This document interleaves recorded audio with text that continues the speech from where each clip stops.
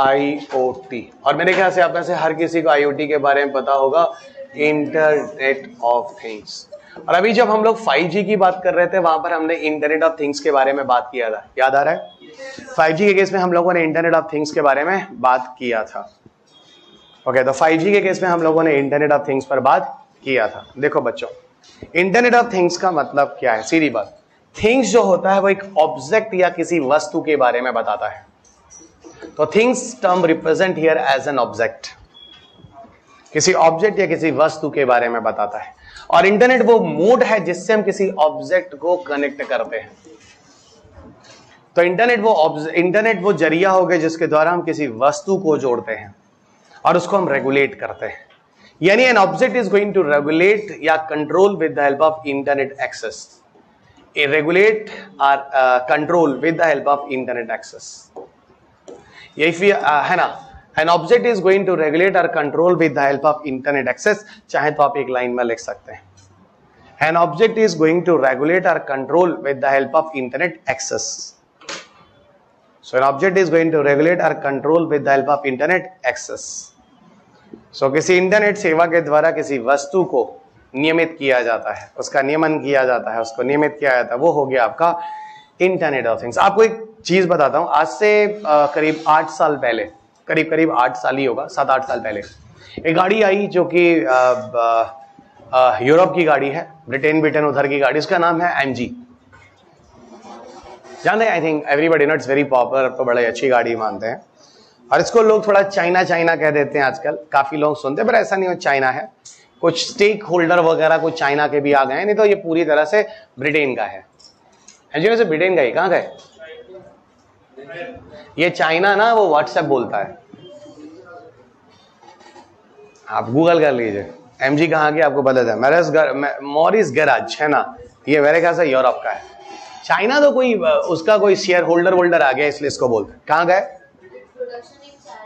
Production China हो रहा है और कंपनी कहाँ की है? यूके।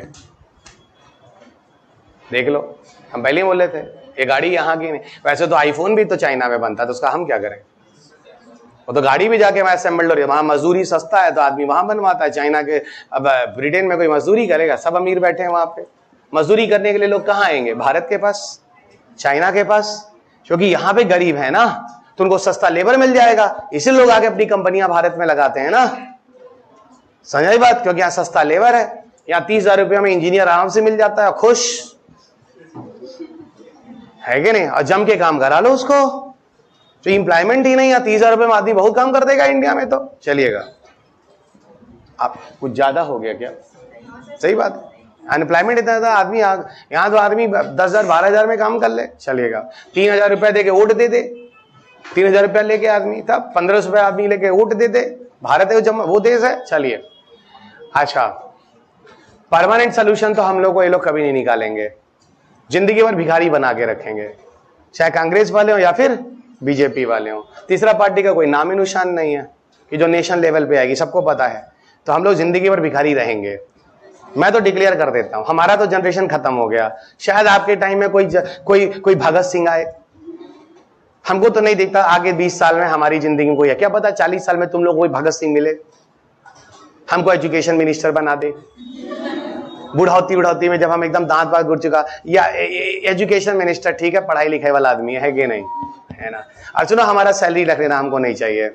हम तो गांव में आराम से दूध दुहेंगे, आराम से दूध पिए, हमारा उससे खर्चा चल जाएगा।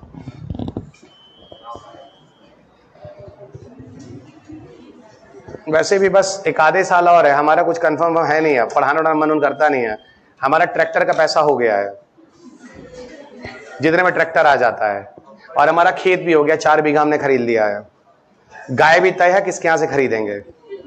और घर भी बनाना, छोटा सा बनाना है, 2 कमरे का, ठीक है। और हाल बड़ा मतलब बड़ा होना चाहिए, और कमरा बस ऐसा एकदम बढ़िया नॉर्थ ईस्ट डायरेक्शन में बनेगा, नेचुरल हवा आएगी। और ये भी एसी क्यों लगाएंगे, नेचुरल हवा आएगी। पीपल का पेड़ बगल में ही है, उसी के नीचे है, तब चलेगा। सब तय हो गया कौन हमारे यहाँ घर में रहेगा, सब कौन का, सब गाँव के लोग हमारे सेट हो गए हैं, चलेगा। ऑर्गेनिक फार्मिंग करेंगे, बढ़िया मूली उखाड़ के खाएंगे और इंटरनेट पे दिखाएंगे, नितिन गडकरी साहब की तरह।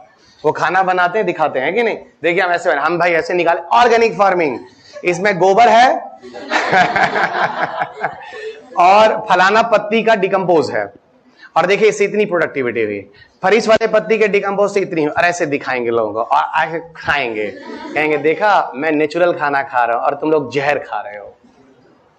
ये मेरा ड्रीम प्रोजेक्ट है। आपका होगा मर्सिडीज खरीदना, आपका होगा बहुत बड़ा 5,000 करोड़ रुपया स्विस बैंक में ट्रांसफर करना आईएएस बनने के बाद। हमारा भैया गांव जाना है। हमारा थोड़ा अलग ड्रीम है, ठीक है, और बढ़िया सा गमछा लपेटना है और अपनी जिंदगी अपने हिसाब से जीनी है। पढ़ाने का शौक जिंदगी भर रहेगा। डिजिटल बोर्ड है, मोबाइल है, बढ़िया डेटा चल रहा है गांव में, आज हमारे पहुंच गया इंटरनेट बढ़िया जियो वाला, दे दनादन चलाएंगे और शाम को 1 घंटा पढ़ाएंगे, दिन भर जिंदगी जिएंगे। 1 घंटा बहुत है, 1 घंटा बहुत है, चलिएगा। अच्छा, हो गया हमारा प्लान। अब तुम लोग अपना देखो, इधर आओ, है ना। हम भी कभी कभी भूल जाते हैं कि हम क्लास में हैं, अपना भविष्य एंजॉय करने लगते हैं जो हमको अभी खुद ही नहीं पता है। आइए, अब देखो ऐसा है, MG हेक्टर जो कार आती है, SUV आती, जो भी आती है, ऐसा सबसे पहले एक ब्रांड डाला, क्या? Internet inside. याद है? उसने एक टैगलाइन ही लगाया अपनी गाड़ी में, इंटरनेट इनसाइड। इसका मतलब ये पहली ऐसी गाड़ी है जो भारत में लॉन्च हो रही है जिसको आप इंटरनेट से एक्सेस कर सकते हैं। मतलब आपके मोबाइल फोन में किसके पास MG हेक्टर है इस क्लास में, जल्दी बताइए। पड़ोसी का नहीं, अपना बताइएगा। पड़ोसी तो हमारे पास भी सब हैं, अपना किसी का नहीं है। अच्छा, अगर किसी का होता तो मैं उससे प्रैक्टिकली पूछता और वो बच्चा आके यहाँ कैमरे के सामने प्रैक्टिकली बताता। आप कोई नहीं रह गया, ठीक है। चलिए, असल में देखो हम सुनी सुनाई बता देते हैं, प्रैक्टिकली हमको भी नहीं पता है। ऐसा होता हम सुनते हैं कि मोबाइल फोन में आप उसको इंस्टॉल कर लीजिए, उसका एप्लीकेशंस, आपकी गाड़ी का A to G सारा इंफॉर्मेशन आप मोबाइल फोन पे एक्सेस कर सकते हैं। गाड़ी किसने खोला, गाड़ी का टेम्परेचर, गाड़ी के टायर का प्रेशर, जो हम सुनते हैं, गाड़ी का लोकेशन, सब कुछ, यहां तक कि गाड़ी का AC भी मोबाइल जॉइन कर लो। ये सारी चीजें हैं जो मैंने सुना है। I am not very sure, क्योंकि मैं सुनी सुनाई बात कर रहा हूं, और ये MG हेक्टर के केस में ऐसा। तो सर ये तो सारा का सारा इंटरनेट, हाँ बच्चा, गाड़ी में इंटरनेट एक्सेस है और आपके मोबाइल फोन में 4G 5G है ही है, तो आपका मोबाइल फोन आराम से गाड़ी के इंटरनेट से कनेक्ट हो जाएगा कि नहीं हो जाएगा? आराम से। और अब गाड़ी कहीं भी रहे, आप अपने मोबाइल फोन में उस गाड़ी का लोकेशन सब कुछ एक्सेस कर सकते हैं। यहां तक कि शायद पेट्रोल कितना है या डीजल कितना बचा है ये भी दिखा सकते हैं, शायद माइलेज भी, I am not very sure. बात समझ गए? तो आपने इंटरनेट से एक वस्तु को कंट्रोल कर लिया कि नहीं कर लिया? हम गाड़ी को यहां पे ऑब्जेक्ट मान लेते हैं, वस्तु मान लेते हैं। ये इंटरनेट ऑफ थिंग्स का एक बेहतरीन एग्जांपल है। इंटरनेट ऑफ थिंग्स का एक और एग्जांपल मैं आपको बताता हूं जो आप देख सकते हैं, इट्स वेरी कॉमन, जो मैंने खुद यूज कर रहा हूं अपने घर पे, लेकिन इतना घर पे कोई वैल्यू है नहीं उस चीज का। मेरे घर में वॉशिंग मशीन है जो LG का है, और वो IoT वॉशिंग मशीन है। मतलब मैं अपने घर के वॉशिंग मशीन को अपने घर के वाईफाई से जोड़ के रखा हूं, और उसका एप्लीकेशन जो घर वाले मोबाइल फोन पे है। तो घर वाले मोबाइल फोन से आराम से मैं चाहूं तो वो तो मैं यहां भी इंस्टॉल कर सकता हूं, और यहां से मैं अपने वॉशिंग मशीन को ऑन ऑफ कर सकता हूं। क्यों? मेरे मोबाइल फोन में इंटरनेट है, मेरे घर पे वाईफाई है, वाईफाई से वो जो डिवाइस है वो जुड़ा हुआ है, और यहां से मैं ऑन एंड ऑफ कर सकता हूं। नई बात समझ में? Internet of things. अब शायद ये आप बेहतरीन एग्जांपल समझते हैं। एक बड़ा अच्छा, एक पहले एक एडवर्टाइजमेंट आता था, एक दीपिका थी और उसका जो हस्बैंड है वो है, ठीक है, वो दोनों फाइट करते हैं। उसके बाद वो गुस्सा करके दीपिका जो होती है वो अपने कमरे में चली जाती है, तो उसका जो हस्बैंड होता है वो अपने मोबाइल फोन या किसी चीज से उसे कमरे का AC ऑन करता है, ठीक है, और उसके बाद वो स्माइल देती है कि my husband loves me so much, है ना, समथिंग लाइक इट। ये बोलती नहीं है, ये ऐसा कुछ एक्सप्रेशन होता है, और उसमें दिखाता IoT का कमाल। नहीं समझ में? MI कैमरा जो है, क्यों नहीं बचा? हम लोग के घरों में जो CCTV है वो भी हम लोग का IoT ही तो है, उसका एप्लीकेशन मोबाइल में है। जिन लोग के घर में कोई बिजनेस होगा उनको पता होगा, उसका एप्लीकेशन घर में होगा और आसानी से आप उसका एक्सेस कर सकते हैं। नहीं समझ में आया? उसका एक्सेस आप आसानी से कर सकते हैं। अरे भाई, जिनके घर में बिजनेस है अपना घर बैठ का नहीं देख रहे हैं कैमरा में क्या चल रहा है, क्या है, वो भी तो IoT हो गया। 15 CCTV लगा हुआ, मोबाइल फोन में एक्सेस है और कैमरा देख रहे हैं कहां पे क्या location. It is a part of also IoT, enjoy कर रहे हैं आप। एलेक्सा वगैरह, अच्छा वो AI है, मैं IoT की बात कर रहा हूं। Everybody clear? समझ में आ गया? अच्छा, इसको थोड़ा मैं और खूबसूरत एग्जाम्पल बताता हूं। मेडिकल सेक्टर में भी ऐसा कहते हैं रेवोल्यूशन होगा। अब मान लो कोई हार्ट पेशेंट है ना, या हार्ट अटैक एक आध बार हो चुका है, उसके हार्ट की मॉनिटरिंग के लिए भी हम इसका यूज कर सकते हैं, उसके हार्ट की मॉनिटरिंग के लिए भी हम इसका यूज कर सकते हैं। उसकी बॉडी के अंदर एक छोटा सा चिप लगा दो, है ना, और उसका जो एप्लीकेशन है डॉक्टर से फैमिली डॉक्टर के मोबाइल फोन में इंस्टॉल कर दो, और जब भी कोई कंडीशन सीवियर जाएगी उस डॉक्टर के मोबाइल फोन में कुछ अलार्म टाइप का बज जाएगा और डॉक्टर उसको फोन करके बता देगा, उसकी जान बच जाएगी, उससे पहले उसको दवा मिल जाएगा। नई बात समझ रहे। इस तरीके से हार्ट बीट जो एक पेशेंट जो है उसके जो हार्ट बीट का रेगुलेशन और मॉनिटरिंग हो सकती है with help of their own family doctors या डॉक्टर्स। मिसयूज क्यों नहीं हो सकता है? बिल्कुल हो सकता है। आप क्रैक हैक कर लीजिए और लेकर उसका पेसमेकर ही डिस्ट्रॉय कर दीजिए आदमी का, तो पेसमेकर ही मर जाए। बिल्कुल हो सकता है, क्यों नहीं हो सकता। मूवीज में, इंग्लिश मूवीज में तो दिखाते ही हैं, पर बच्चा हम जान बचाना कह रहे हैं तो हम मार देंगे, तो फिर जान बचाना कैसे आईओटी का होगा, है कि नहीं? पॉजिटिव ले लो।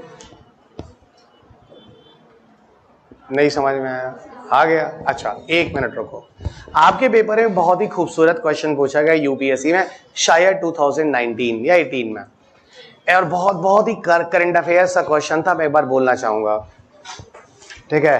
तो एक बार करंट अफेयर्स का क्वेश्चन सुनिए, 2018 का क्वेश्चन यूपीएससी। पहले सुनिए, फिर मैं आप लोगों को वो क्वेश्चन ओरिजिनल क्वेश्चन पूछूंगा, मतलब पढ़ूंगा, फिर आप सुनिएगा। और सुनो, ये करंट अफेयर्स का क्वेश्चन 2018 में आया था। क्या हुआ? यूपीएससी ने क्वेश्चन बनाया कि एक आदमी है, वो जैसे अलार्म आवाज सुनता है उठ जाता है, उठने के बाद वो सीधा अपने आप जैसे अलार्म आवाज को बंद करता है उसका गीजर ऑटोमेटिकली ऑन हो जाता है। जैसे वो बाथरूम में जाता है उसके सामने मिरर होता है, उसका फेस देखते ही एक्टिव हो जाता है, जैसे मेरा मोबाइल फोन मेरा फेस देखते ही ऑन हो जाता है। इसका मतलब कुछ डिजिटल टाइप की चीज है, जो डिजिटल मिरर टाइप की चीज होती है, वो मेरा फेस देखता है, मिरर ऑन हो जाता है। मिरर ऑन होने के बाद मुझे सारे इंफॉर्मेशन देता है, ऊपर टैंक में कितना पानी बचा है। गीजर ऑन हो चुका है, जैसे मैंने मोबाइल फोन बंद किया था गीजर ऑटोमेटिकली ऑन हो गया था, ठीक है? अब वो जब मिरर के बारे में और बाहर बताता है कि वेदर कैसा है, टेम्परेचर कैसा है, रेन कैसा है, प्रेसिपिटेशन कैसा है, ये सारी जानकारी वो देता है। जब आप नहा वहा के जैसे ही आप बाहर आते हो, अपना ड्रेसअप वेसअप होने के बाद जब आप ग्रोसरी आइटम्स अपने रेफ्रिजरेटर से निकालते हो, तो आपने मान लो एक खाया, एप्पल खाया, व्हाटएवर, वो खत्म हो गया, तो वो अपने आप वो एक प्रोसीजर होता है, जैसे एक मैसेज होता है, वो ग्रोसरी शॉपकीपर के पास चला जाता है और ये ऑर्डर के लिए ये खत्म हो गया, ये खत्म हो गया, ये खत्म हो गया, ऑर्डर प्लेस करने के लिए। सुनिएगा, आपने कुछ नहीं किया, वो अपने आप गया है। उसके बाद आप खा पी के आप कमरे से बाहर निकलते हैं, और कमरे से बाहर निकलने के बाद अपने डोर को लॉक करते हैं। जैसे हमने आप डोर को लॉक करते हैं, आपके घर के अंदर जो अनवांटेड लाइट्स जो ऑन होती हैं, सारी स्विचेस अपनी आप ऑफ हो जाती हैं आपके डोर लॉक करते ही, ऑटोमेटिक। जैसे अपनी गाड़ी के अंदर बैठते हैं, गाड़ी आपको बताती है अब राइट मत जाइए, राइट बहुत ज्यादा रश है, लेफ्ट जाइए। स्टिल अगर आप लेफ्ट जाते हैं और आपको रश मिल जाता है ना, ये उस साल का करंट अफेयर्स है। उस दिन तुम नहाए थे, उस दिन तुम्हारा गीजर ऑन हुआ था, उस दिन तुम गाड़ी में बैठे थे, उस दिन तुमको रास्ते में भीड़ मिली थी, तो उस दिन का करंट अफेयर्स नहीं था वो, ठीक है? तो ये 2018 का करंट अफेयर्स का क्वेश्चन सुनना, ठीक है? जिस दिन एग्जामिनर ने उसी दिन का करंट अफेयर्स, जिस दिन वो सुबह उठा था उसी दिन का बनाया है, ठीक है? एकदम परीक्षा वाले दिन सुबह का करंट अफेयर्स है ये। अब तुम लेफ्ट जा रहे हो, लेफ्ट जाने के बाद क्या हुआ? थोड़ा हमको चाहिए एनर्जी, मतलब समझ गए आप? तो हुआ क्या, फिर आप लेफ्ट गए, लेफ्ट जाके फिर भीड़ मिल गया। भीड़ मिलने के बाद अब क्या होगा? कुछ नहीं, अपने आप एक मैसेज आपके ऑफिस चला जाएगा कि देखो इस जगह पर बंदा फंसा हुआ है रश में, और ये सारी की सारी चीजें ऑटोमेटिक हो रही हैं। ये सारे सिस्टम किस टेक्नोलॉजी के पार्ट होंगे? तो आंसर था IoT। सर इतना बड़ा क्वेश्चन करंट अफेयर्स का और इतना छोटा आंसर? हाँ, और सोच लो ये करंट अफेयर्स का क्वेश्चन था, उस दिन तुम नहा लिए थे, अलार्म सुने थे और बंद कर दिए थे। सर बेवकूफ मत बनाइए, बड़ा जनरल क्वेश्चन था, जनरलाइज क्वेश्चन था। और इतना मैं जरूर समझ सकता हूं, यूपीएससी बहुत क्रिएटिव एग्जामिनर है, वो चीजों को सोचता है, जनरेट करता है, बनाता है, फिर मेरे सामने लाता है। अगर हम कंसेप्ट को समझेंगे तभी यूपीएससी हमारे बस का है। अगर हम लेके और फैक्ट और फिगर में लगे हुए हैं, या छोड़ो घुमा फिरा के क्यों बोलूं, सबको पता रवि सर ही चाहिए, कहानी खत्म है, बोल दो हाँ। सर जैसे लोरी सुनाते हैं, चुटकुला सुनाते हैं, कहानी सुनाते हैं, एकदम ऐसे ही है साइंस एंड टेक, बोलो हाँ। तुम लोग को बोल दे रहे हैं, सामने पढ़ा है, ऑनलाइन में इतना बोलते हैं तो लोग सोचते हैं देखो अपने मुंह या मिट्टू बन रहा है, बेवकूफ, वो भी बोलते होंगे, वो हम बोल दिए अपने लिए, है ना। चलो अब रुको, अभी अब एक काम करते हैं, हम तुमको ओरिजिनल क्वेश्चन पढ़ते हैं, जरा सुनो अभी, ठीक है। चुपचाप सुनिएगा सब लोग, क्वेश्चन पेपर होगा तो खोल लीजिएगा, नहीं चुपचाप सुनिए। देखो बच्चों, जब हम लोग इस टॉपिक को पढ़ते हैं, अब देखो क्वेश्चन क्या कह रहा है। व्हेन द अलार्म, और हर जगह मैं पढ़ता हूं इसको, हर क्लास में, ठीक है। When the alarm off your smartphone rings, question paper के साल का 2018 प्रीलिम्स, ठीक है। Should I start? When the alarm of your smartphone rings in the morning, you wake up and tap it to stop the alarm, which causes your geysers to be switched on automatically. अच्छा हो गया on. The smart mirror in your bathroom shows the day's weather and also indicate the level of water in your overhead tank. ये भी हो गया. After you take some groceries from your refrigerator for making breakfast, it recognizes a shortage of stock in it and the places an order for the supply of grocery items. देखो ये भी बता दिया. When you step out of the house and the lock the door, all the lights, fan, geyser, and AC machines get switched off automatically. ये भी बता दिया. कुछ भी लाइन नहीं छोड़ा, लाइन बाय लाइन दिख रहा है. On your way to office, your car warns you about the traffic congestion ahead and suggests an alternative route. Right चले जाओ. And if you are still accordingly, if you got the anything else and a meeting के लिए late हो रहे हैं, तो send a message to your office. And which on the following terms best apply the above scenarios? UPSC Prelims 2018. Clear?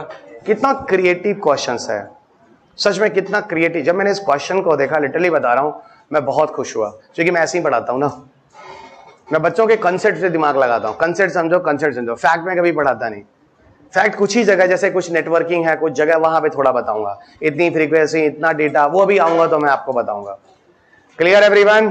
ठीक है। अब हम लोग एक अगले टॉपिक पे चलते हैं, जिसका नाम है नेट न्यूट्रलिटी, जो मैं एक्सपेक्ट कर रहा हूं आपके पेपर में आना चाहिए, नेट न्यूट्रलिटी।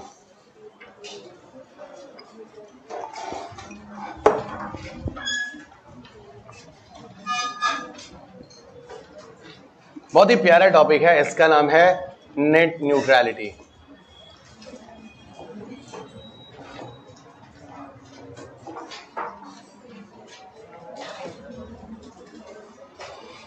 नेट न्यूट्रलिटी, इसको मैं बहुत स्टोरी की तरह आपको सारे कंसेप्ट समझाऊंगा। क्या है पूरी कहानी नेट न्यूट्रलिटी की? देखो ऐसा है, 2010 में एक रिपोर्ट आता है, और ये रिपोर्ट आता है यूएस में, और एक कमीशन सेटअप होता है जो रिपोर्ट देता है फेडरल कम्युनिकेशन कमीशन। उसका नाम है फेडरल कम्युनिकेशन कमीशन, ठीक है बच्चों। एफसीसी मैं कह सकता हूं, एफसीसी का एक सुझाव आता है। सुझाव क्या आता है? एफसीसी कमीशन एक बनता है अमेरिका में, 2010 में उसके रिपोर्ट्स आते हैं, ठीक है। मैं इस पूरी कहानी को इसी से स्टार्ट करता हूं, एफसीसी से, और इस कहानी को लेकर मैं आपको नेट न्यूट्रलिटी समझा ले जाऊंगा एक्चुअल में ये है क्या। सुनो, 2010 में फेडरल कम्युनिकेशन कमीशन यूएस में इसका रिपोर्ट आता है, और इसका रिपोर्ट ये आता है कि जो गवर्नमेंट है, जो प्राइवेट कंपनीज है, वो है ना, private companies and not even the private companies, even जो गवर्नमेंट कंपनीज है, वो ये सब के सब है ना नेट न्यूट्रलिटी का वायलेशन कर रहे हैं। सबके सब नहीं, many of them net neutrality का वायलेशन कर रहे हैं, जिनके खिलाफ केस फाइल किया था। अब आप पूछोगे सर केस किसने फाइल किया था? आम जनता ने, आप और हम जैसे लोग, ठीक है, आप और हम जैसे लोगों ने केस फाइल किया था, ठीक है। और यहां पर नेट न्यूट्रलिटी के वायलेशन जो हो रहे थे, वो यहां तक कि सोचो प्राइवेट कंपनियां ये लोग करें तो चलो ठीक है, यहां तो गवर्नमेंट के लोग ही कर रहे हैं अपने पर्सनल बेनिफिट के लिए, अपने ओन बेनिफिट के लिए, और आम जनता जो है बहुत ज्यादा सफर कर रही थी, ठीक है ना। ये 2010 में न्यूज में आता, और ये वायरल होकर ये चीज पूरी दुनिया में देखा जाता है, और ये केस भारत में भी 2010 में सबसे पहले न्यूज़पेपर में आता है, उस समय का करंट अफेयर्स। ट्रस्ट मी, अभी तक ये क्वेश्चन 2023 तक 24 तक नहीं आया है, आगे देखते हैं कब आता है। और आपको बताऊं 2018 में तो नेट न्यूट्रलिटी को लेकर 2018 जो 10 में न्यूज आता है, 8 साल बाद भारत में नेट न्यूट्रलिटी को लेकर एक लॉ भी लाया जाता है, जिसका रिकमेंडेशन ट्राई करता है। क्या है लॉ, क्या चीजें, इस पे हम लोग बाद में बात करेंगे।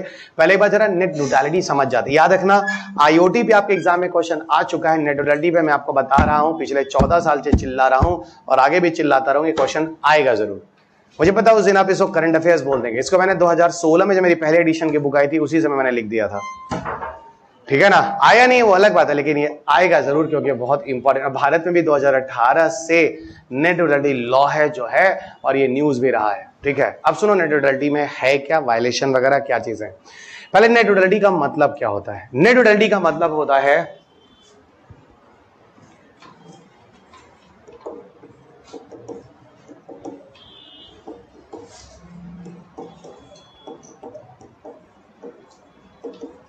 No discrimination over internet access. किसी भी तरह का कोई भी उल्टा सीधा नहीं करना है इंटरनेट के द्वारा।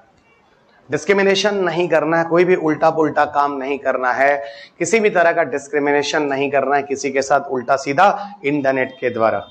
ओके, तो अल्टीमेटली यह कंसेप्ट आता है no discrimination over internet services या ओवर इंटरनेट एक्सेस। जो भी लोग इंटरनेट को यूज कर रहे हैं या क्या कर रहे हैं, है ना, वहां पर किसी भी तरह का कोई भी प्रतिबंध या इस तरह के रेस्ट्रिक्शंस नहीं लगाए जाएंगे किसी के द्वारा।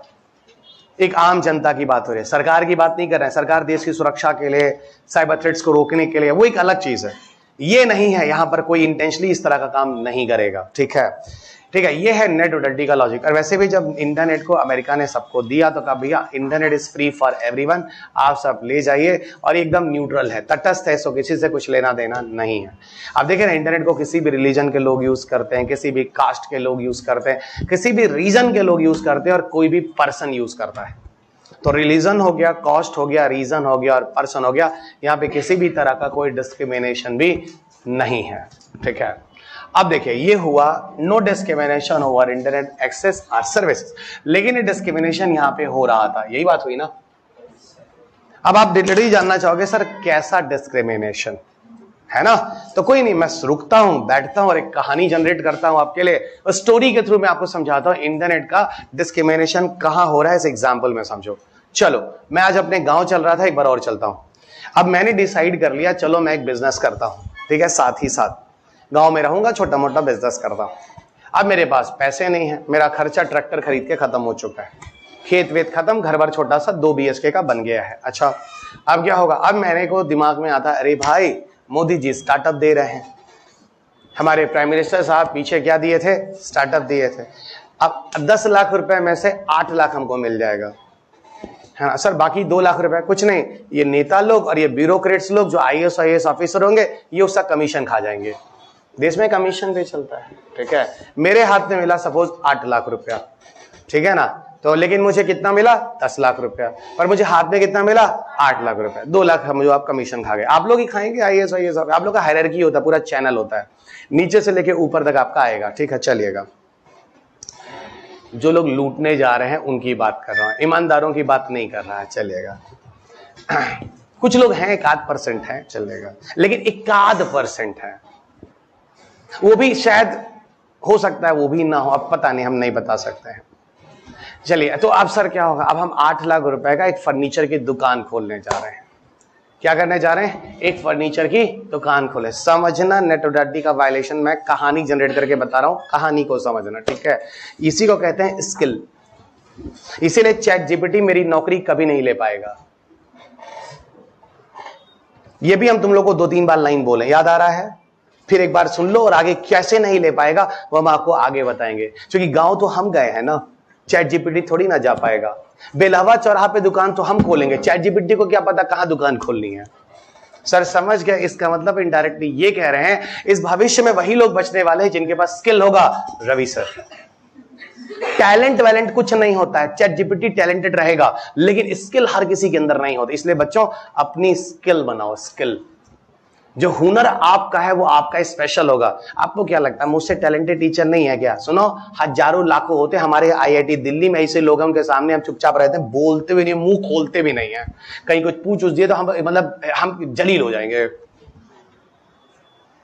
लेकिन किसी चीज को समझाना, सिंपल बनाना, इंटरेस्टिंग बनाना, लोगों के अंदर घुस जाना, उनके दिमाग में बैठकर समझा जाना, वो एक स्किल है ना, वो तो मेरा अपना है ना। सर समझ गए, आप तारीफ ही कर रहे थे लेकिन हम समझ गए आप स्किल बता रहे थे।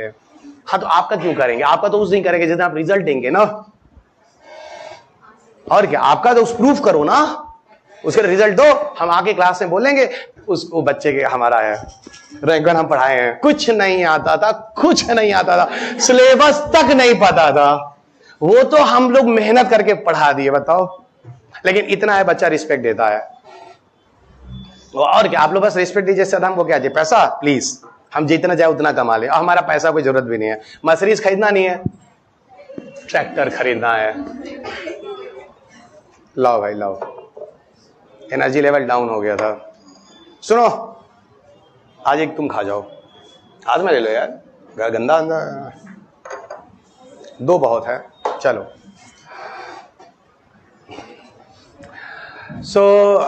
हाँ, फर्नीचर की दुकान हम खोल लिए, हो गया थोड़ा हंसी मजाक, थोड़ा सीरियस हो जाते हैं, ठीक है। फर्नीचर की दुकान हमने खोल ली, और फर्नीचर की दुकान खोलने के बाद हमने क्या किया बच्चा, अपना एक बढ़िया सा वेबसाइट बनाया। अमूमन दुकानों के अपने वेबसाइट होते हैं। मैंने अपने फर्नीचर का लगा दिया, ये हमारा पलंग है, ये कुर्सी है, ये चेयर है, ये ले जाओ, ये पोडियम है, इस पे बच्चा पढ़ेगा, इस पे सब कुछ मैंने अपनी अच्छी फोटोग्राफ रियल वाली सत्य वाली दिखा दी। मेरे पड़ोस में एक हमीम जी हैं, और उनकी एक फर्नीचर की दुकान है, बहुत पुराने हैं हमीम जी, और उनकी जो फर्नीचर की दुकान है वो करोड़ों रुपए उनका टर्नओवर है, बहुत बिकता है भाई, है। हम बहुत उनकी इज्जत करते हैं, वो भी हमसे पूछते रहे, और भाई आए हो चाय पी जाओ हमारी दुकान से, ठीक है। लेकिन सुनो, उनके कंपटीशन में फर्नीचर की दुकान खोले हैं, ये भी हम बता दें। उनका भी अपना वेबसाइट बढ़िया है, एकदम सब नकली लकड़ी का सब बेड लगा रखे, ये हमारे यहाँ मिलता है, सब बेवकूफ बनाते हैं, हमको ही पता है और ये वो भी जानते हैं। उनको पता है कि रवि एक सर है, या बहुत ईमानदार आदमी है, इनका भी दुकान खुलने जा रहा है, कंपटीशन तगड़ा होने वाला है, ये आदमी बेवकूफ नहीं बनाता, इतना तो हम इसको जानते हैं। अच्छा, अब वो क्या कर रहे हैं हमारे साथ गलत काम, सुनिएगा, नेट वायलेशन। वो हमारे वेबसाइट को इंटेंशनली स्लो कर दे रहे हैं। अब हमारे वेबसाइट पे कोई आ रहा है, पता चल रहा है हमारा वेबसाइट खुल ही नहीं रहा है, नहीं समझे आप। अब एक बात बताओ, तुम लोग किसी ऐसे वेबसाइट पे जाते हैं, वेबसाइट खुलबे नहीं करता, आप लोग क्या करते हैं, रुकते हैं वहां? आपका परिवार का कोई आदमी उसी को देखेंगे, पलट गए दूसरी जगह चले गए, उतना टाइम किसी के पास है नहीं। रवि सर का हम ठीक है इज्जत किए हैं, पहला क्लिक कर दिए हैं, हम जाएंगे नहीं, उनका खुलने में टाइम ले रहा। सुनो, हमारी वजह से नहीं हरा, उसने मेरा इंटरनेट का स्पीड स्लो कर दिया, मेरा नेटवर्क का प्रॉब्लम कर दिया, मैं बर्बाद हो रहा हूं उसकी वजह से। किसी को पता ही नहीं चला मेरे एरिया में कि मैं भी एक फर्नीचर की दुकान जो लेके खुला हूं, हमीम जी का दुकान और चल रहा है। हमीम जी ने इंटेंशनली मेरे साथ गलत किया है, मैं ठहरा आम नागरिक और बहुत ही गरीब आदमी, अब मैं कहां जाऊंगा, दरवाजा खटखटाऊंगा? Government is for the people, by the people and of the people. आप बताइए, जाऊंगा कि नहीं जाऊंगा? सरकार तुम मेरी रक्षा करो, तुमको हमने इसीलिए चुना था कि कोविड में हमारे घर का कोई आदमी न मरने पाए, है कि नहीं? क्योंकि हमारे घर के लोग जब बेकार हो गए, किसी के पास हॉस्पिटल जाने का पैसा नहीं रहा, जब सरकारी हॉस्पिटल हमें बर्बाद कर चुके थे, सॉरी प्राइवेट हॉस्पिटल बर्बाद कर चुके थे, सरकारी हॉस्पिटल में पलंग नहीं थे और सरकारी हॉस्पिटल में ऑक्सीजन नहीं था, तो हमको उस दिन समझ में आया, काश हमने हॉस्पिटल के नाम पे वोट सरकार से मांगा होता, आज हमने घर के अंदर कई लोगों की जिंदगी बचा ली होती। पर हम तो कुछ और ही मांग रहे थे ना,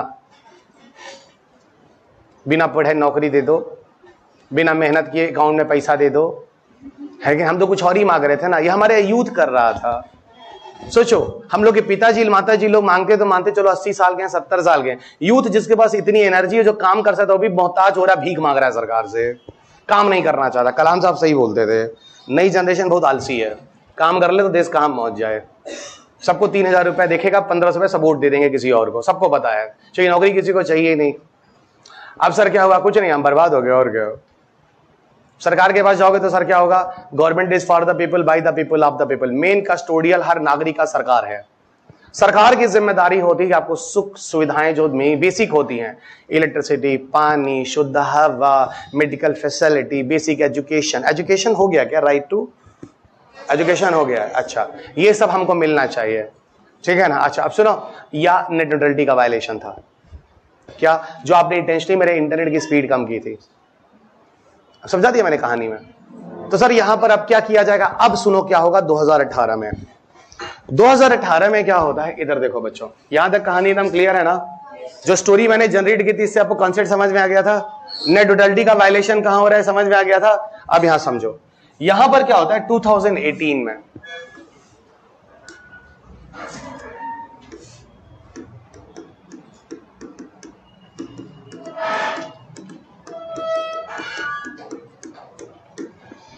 देखो आपको आर्टिकल मिलेगा 2018 का कुछ, अगर मिल गया तो टिकट मिल गया, नेट न्यूट्रलिटी, अरे क्या हो गया, ओहो, अरे ये है ये, ओहो ये है ये, देखो मैं आपको वही जो बोल रहा था, जो अपडेट था, ठीक है इधर देखो।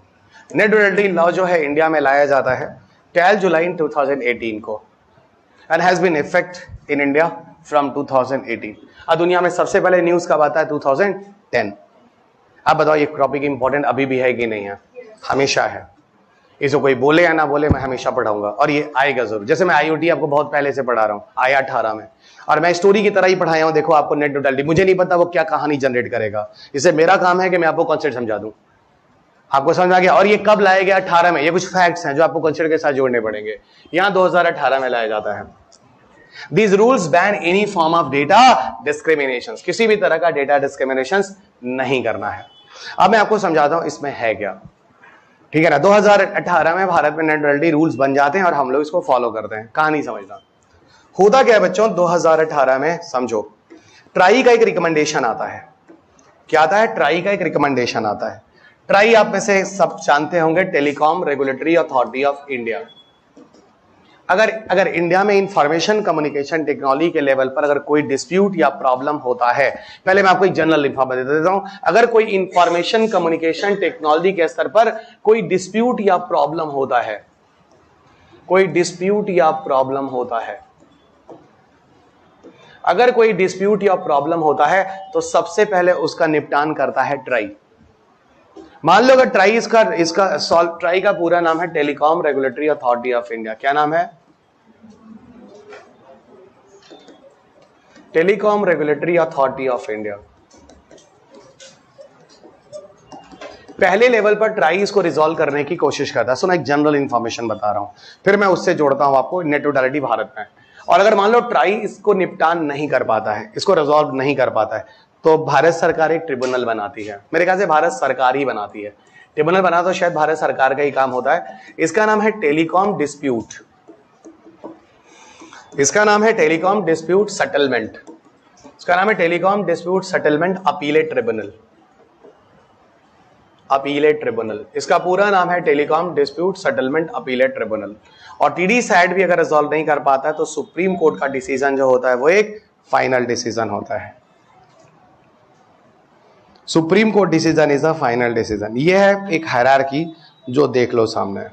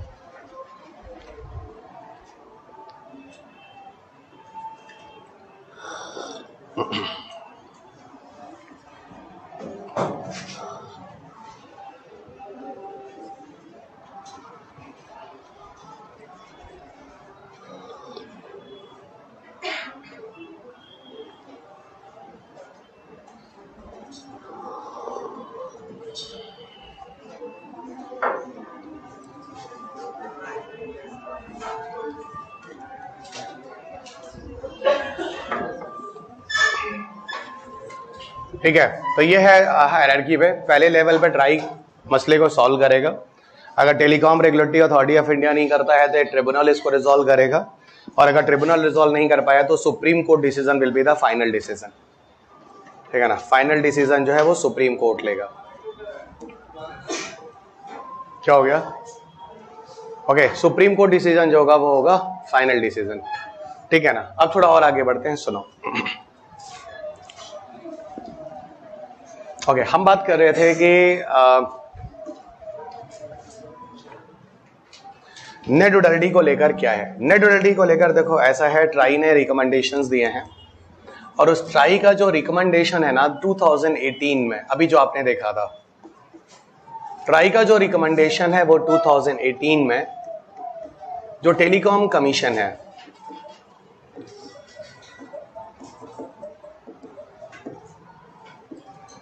2018 में जो टेलीकॉम कमीशन है वो उसको एक्सेप्ट करता है। क्या करता है? उसको एक्सेप्ट करता है और भारत में नेट न्यूट्रलिटी को अलाउ कर दिया जाता है। तो भारत में फाइनली जो अलाउ होता है वो 2018 से होता है। अब आपके दिमाग में आएगा सर ये टेलीकॉम कमीशन क्या होता है? टेलीकॉम कमीशन भारत में सुप्रीम डिसीजन मेकिंग बॉडी है। अगर रिपीट, भारत में telecom commission supreme decision making body है जो टेलीकॉम से रिलेटेड सारे डिसीजन लेती है और उसी को जाकर फिर सरकार जो होती है उसको फॉलो करती है।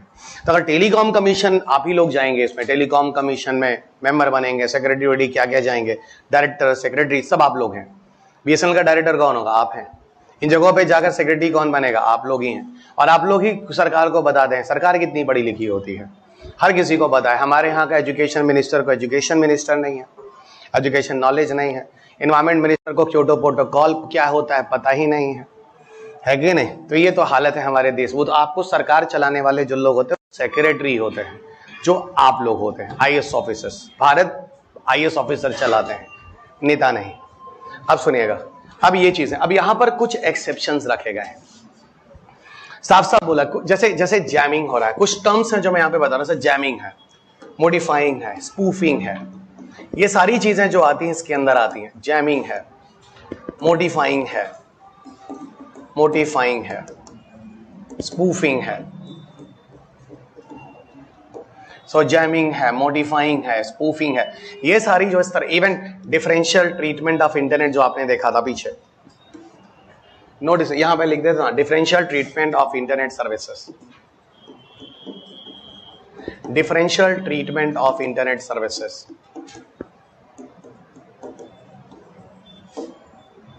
Differential treatment of internet services,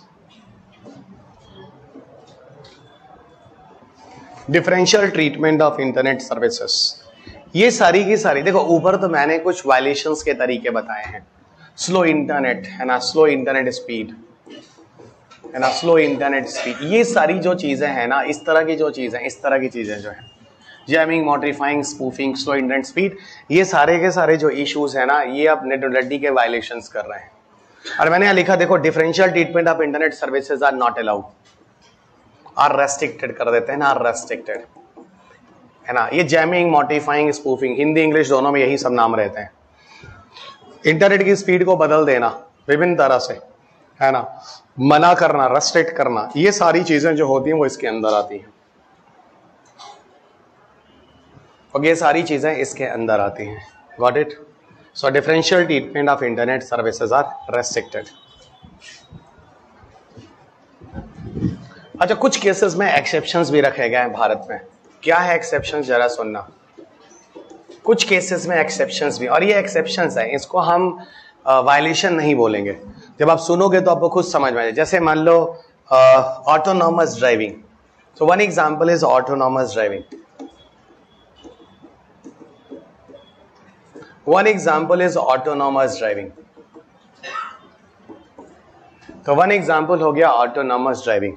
second example जैसे मैं कह सकता हूं like a telemedicine services, telemedicine services, इस तरह की जो चीजें हैं, these are the part of, है ना, साथ साथ लिखते रहना है ना, जो छोटे छोटे नोट्स में बनवाता हूं बनाते रहना, ये चीजें आपको किताब पढ़ने में उतना ही हेल्प करने वाली है।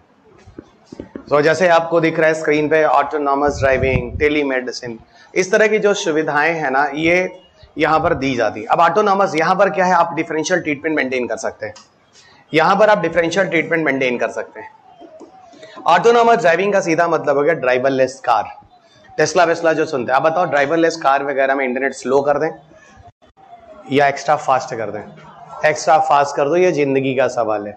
टेस्ला वेस्ला के पास भी इंटरनेट होता है, जिससे वो लोग अपनी गाड़ी के हिसाब से अपनी लोकेशन और उसको देख के चलते हैं। ठीक है, बहुत सारी चीजें होती है। टेलीमेडिसिन क्या होता है? टेलीमेडिसिन किसी जमाने में यूपीएससी के क्वेश्चन हुआ करते थे, पर एक क्वेश्चन 2 डिकेड्स पहले हुआ करते थे, 1.5 डिकेड्स पहले भी नहीं, 2 डिकेड्स पहले हुआ करते थे। उस समय ये चीजें थोड़ी नई चल रही थी, इंटरनेट से मेडिकल फैसिलिटीज टाइप की चीजें। देखो टेलीमेडिसिन में 2 टर्म है, एक है टेली और दूसरा है मेडिसिन। समझना जरा, टेलीमेडिसिन में 2 टर्म है, एक है टेली और दूसरा है मेडिसिन। देखो टेली जो होता है वो रिप्रेजेंट करता है किसी डिस्टेंट को, किसी दूरी को, और मेडिसिन जो होता है वो रिप्रेजेंट करता है मेडिकल फैसिलिटी को। मेडिसिन रिप्रेजेंट करता है मेडिकल फैसिलिटी को।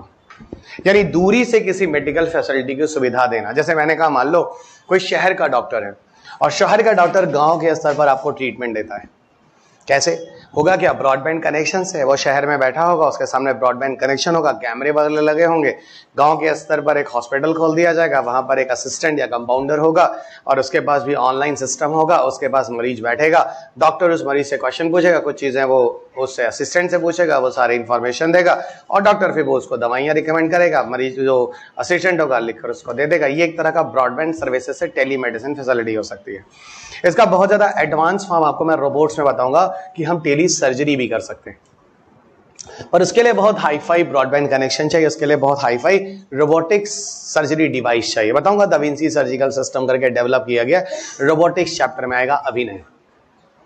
ये बताओ यहां तक चीजें समझ आई टेली सर्जरी की? नहीं, ठीक है। यहां पर इंटरनेट वगैरह को हम ज्यादा फास्ट रखेंगे कि ऐसा ना हो कि जो मरीज है और पेशेंट जो है उसने अपना मुंह खोल लिया, डॉक्टर बोला मुंह खोलो, इंटरनेट चला गया, 10 मिनट से मुंह में खुला हुआ है, 10 मिनट से मुंह में खुला हुआ है, 10 मिनट से मुंह में खुला इंटरनेट, अब जब आएगा तब मुंह बंद होगा उसका। नहीं बात समझ में? तो यहाँ पर भी थोड़ा सब देखा जाएगा, भैया अब यहाँ पे तो एक्स्ट्रा ट्रीटमेंट दो ना, यहाँ तो जरूरी है, तो यहाँ पर एक्स्ट्रा फास्ट कर दो, ये सब कर दो। ये सारी चीजें आती हैं कहाँ? It is a part of this. समझ में आ गया बच्चों? ये नेट न्यूट्रलिटी का प्लस है, माइनस है। भारत के रिस्पेक्ट में क्या है? शुरुआत दुनिया में पहली ऐसी कंट्री जहां पर नेट न्यूट्रलिटी लॉ लाया जाता है वो है चिली। चिली दुनिया में ऐसा कंट्री जहां सबसे पहले नेट न्यूट्रलिटी लॉ लाया जाता है।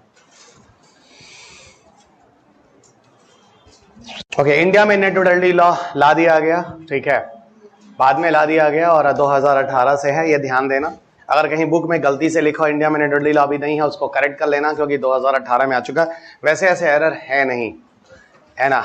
हाँ उसमें है, मुझे पता है, पर जो 7th एडिशन वाली बुक आई है उसमें नहीं है, इसमें छूट गया, इसलिए मैं आपको बोल रहा हूँ। बॉक्स पढ़ोगे उसमें लास्ट लाइन में ये गलती हो गई है, ठीक है, इसमें छूट गई है, बाकी उसमें जो बुक है मार्केट वाली उसमें एडिटिंग हो गई है, ठीक है। चलो उसको आप खुद कर लेना, बॉक्स में नीचे वो गलती से लिखा उसको करेक्ट कर लेना। अच्छा, अब हम चलते हैं नेटवर्किंग की तरफ, आ जाओ। नेटवर्किंग ऐसा टॉपिक है जिसपे आपके पेपर के 6 क्वेश्चंस आए हैं, ये हम लोगों ने काउंट किया है, यानी इतना इंपॉर्टेंट टॉपिक है नेटवर्क। तो हेडिंग डालो बच्चों, नेटवर्क, हेडिंग डालो नेटवर्क।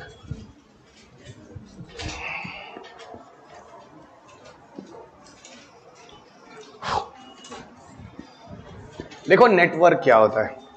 नेटवर्क को एक अगर आम भाषा में, जनरल भाषा में समझाने की कोशिश करूं तो up to those distance we can share data और कनेक्ट द डेटा, है ना, that is called as a network. यानी कहने का मतलब जितनी दूरी तक हम एक दूसरे के साथ डेटा को शेयर कर सकते हैं वो एक नेटवर्क कहलाता है, ठीक है ना। तो एक लाइन में लिख लो, up to those distance we can share data is called network. Up to those distance we can share data is called network, यानी जितनी दूरी तक हम एक दूसरे के साथ डेटा का आदान प्रदान कर सकते हैं वो एक नेटवर्क कहलाता है। तो जितनी दूरी तक हम लोग डेटा का आदान प्रदान कर सकते हैं वो एक एरिया जो होता है वो नेटवर्क कहलाता है। So up to those distance we can share data is called network. अब जरा समझो बच्चों, अब जैसे नेटवर्क तो हम एक जनरल टर्म की तरह कहीं भी यूज कर सकते हैं।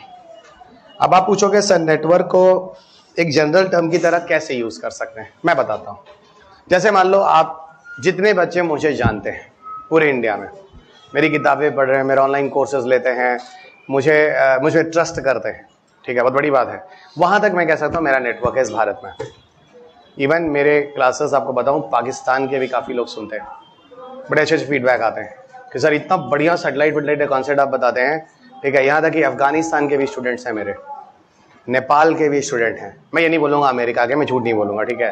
मतलब यहाँ के बच्चे हैं जो मेरी क्लासेस करते हैं। पाकिस्तान के लोगों के साथ ज़्यादा मैं बातचीत नहीं करता, आप समझ रहे हैं क्यों?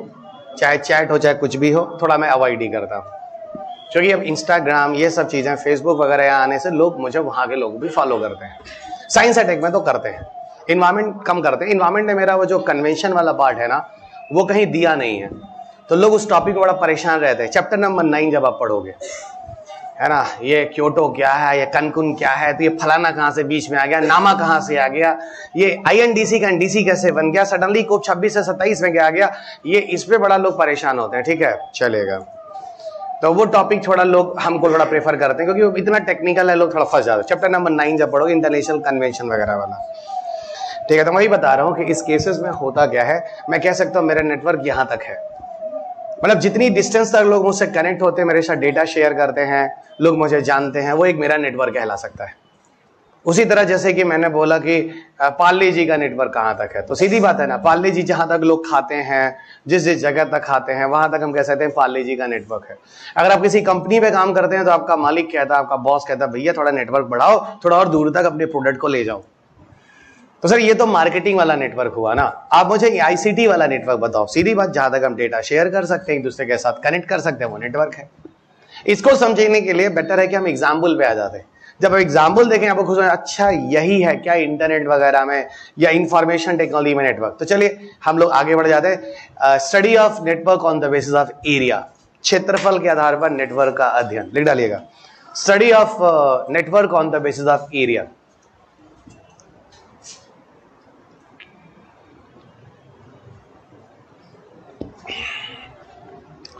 Study of network on the basis of area, क्षेत्रफल के आधार पर नेटवर्क का अध्ययन, मतलब वही होगा कितने एरिया तक हम एक दूसरे से जुड़ सकते हैं। ठीक है,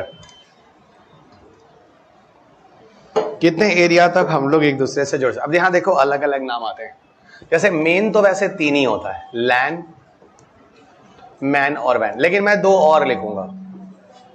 मैं आपको लिटरली बोलूं तो मेन नेटवर्क 3 ही माने जाते हैं, लैन, मैन और वैन। वो अलग बात है कि लोग जबरदस्ती कुछ और लिख दें, वो अलग है। लैन का पूरा नाम आप सब जानते हैं, लोकल एरिया नेटवर्क है, बहुत कॉमन टॉपिक है ये, हर जगह आपको मिल जाता है। मैन का पूरा नाम है बच्चों मेट्रोपॉलिटन एरिया नेटवर्क, इसका पूरा नाम है मेट्रोपॉलिटन एरिया नेटवर्क। और वैन का पूरा नाम है that is a wide area network, that is wide area network. Main network तो वैसे 3 ही है, लैन, मैन और वैन, लेकिन मैं 2 और लिखना पसंद करूंगा according to demand of examination. उसका नाम है पैन और उसका नाम है जैन। पर official network again I will repeat 3 ही है, लैन है, मैन है और वैन है। पैन क्या होता है? पैन को हम लोग कहते हैं पर्सनल एरिया नेटवर्क। तो pan is what? Personal area network. So pan is a personal area network. और वहीं पर अगर हम जैन की बात करें, एक्सटेंसिवली एरिया नेटवर्क के नाम से जानते हैं। This is extensively area network. Jain का पूरा नाम है एक्सटेंसिवली एरिया नेटवर्क।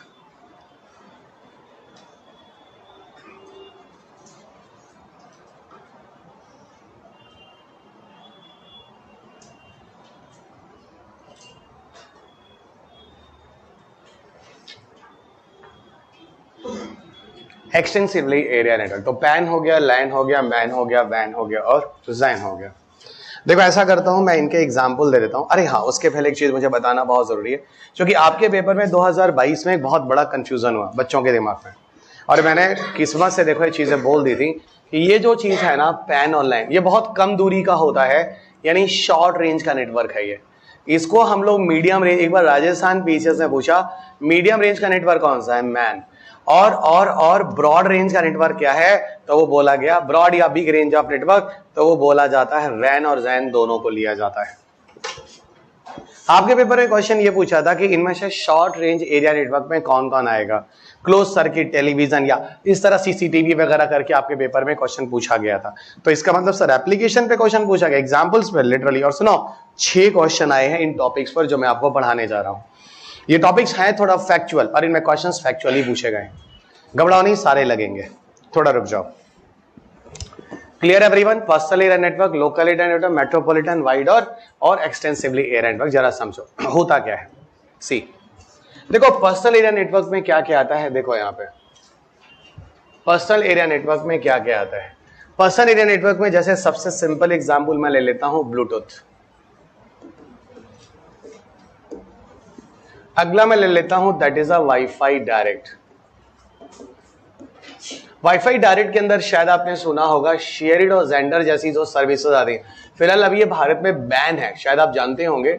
4-5 साल पहले ये चीजें बैन कर दी गई थी। ऐसा कहते हैं ये चाइनीज एप्लीकेशंस थे और ये हमारे डेटा को, हमारे मोबाइल फोन के डेटा को बाहर ले जाते थे, तो उससे बचाने के लिए।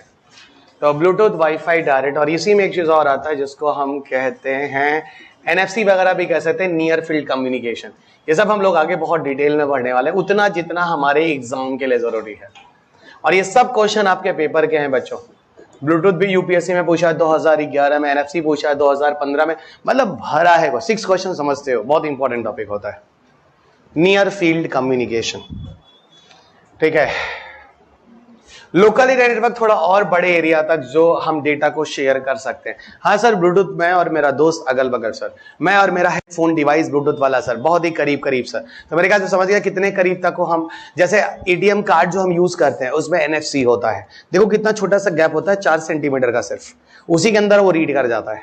जब आप मेट्रो कार्ड वगैरह यूज करते हैं, जो मेट्रो मशीन के पास उस पर जो टच करते हैं वो NFC ही होता है। वही आप जो पैसा जब 2000 रुपए तक ट्रांजेक्शन होता है, मशीन के ऊपर टच कर लो 2000 चला जाता है, उसके ऊपर के लिए फिर you must have to use the password. आप समझ रहे हैं मैं क्या कह रहा हूं? ये सारी चीजें NFC से यूज करते हैं। NFC भी यूपीएससी ने पूछा है 2015 में। अब मेरे ख्याल से आपको समझ में आ गया हो कितना कम दूरी है। Got it? ये हो गया आपका personal network, very very less. थोड़ा लोकल एरिया नेटवर्क देखो, लोकल एरिया नेटवर्क में यहां पर कुछ अच्छे अच्छे एग्जाम्पल है जो मैं बता रहा हूं, सुनो। लोकल एरिया नेटवर्क किसी बैंक के अंदर मान लो, किसी कैंपस के अंदर मान लो, जितने कंप्यूटर लगे, किसी इंस्टीट्यूशन के अंदर मान लो, किसी इंस्टीट्यूशन के अंदर मान लो, ठीक है, किसी बैंक के अंदर, किसी कैंपस के अंदर, किसी इंस्टीट्यूशन के स्तर पर जितने भी कंप्यूटर एक दूसरे के साथ जुड़े होते हैं, सब बच्चा एक लैन सर्विस के एग्जाम्पल आते हैं।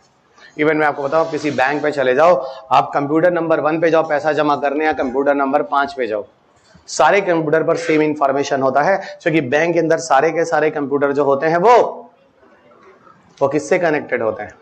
लैन से कनेक्टेड होते हैं। ये चीज ध्यान रखना, सारे के सारे कंप्यूटर जो होते हैं वो लैन से कनेक्टेड होते हैं। ये थोड़ा सा लॉजिक है, इसको ध्यान रखना। नियर फील्ड कम्युनिकेशन, सॉरी, ये बैंक कैंपस इंस्टीट्यूशन में, ठीक है। वो अलग बात है कि आपको सरकारी बैंक में कोई कंप्यूटर वाला काम नहीं करता, वो एक ही वाला काम करेगा, बाकी चुपचाप लाइन में बड़े लंबे रहिए। प्राइवेट वेट में जाइए, दूसरा बैंक वाला आपका हेल्प करने लगता है, बैंक मैनेजर निकल कर आता अपने कमरे से, भाई इधर भी आइए, कुछ लोग वो सर्विसेज देते हैं ना, आप उसी दम पे तो प्राइवेट वाले ग्रो कर रहे हैं। ओके, अच्छा, बैंक कैंपस इंस्टीट्यूशन। अब यहाँ पर देखो बहुत सारे सर्विसेज है, जैसे हम लोग मान लो वाईफाई जो हम यूज कर रहे हैं, wifi is a part of what? LAN आता है। इवन जो हॉटस्पॉट जैसे सर्विसेज हम लोग यूज करते हैं, it is the part of what?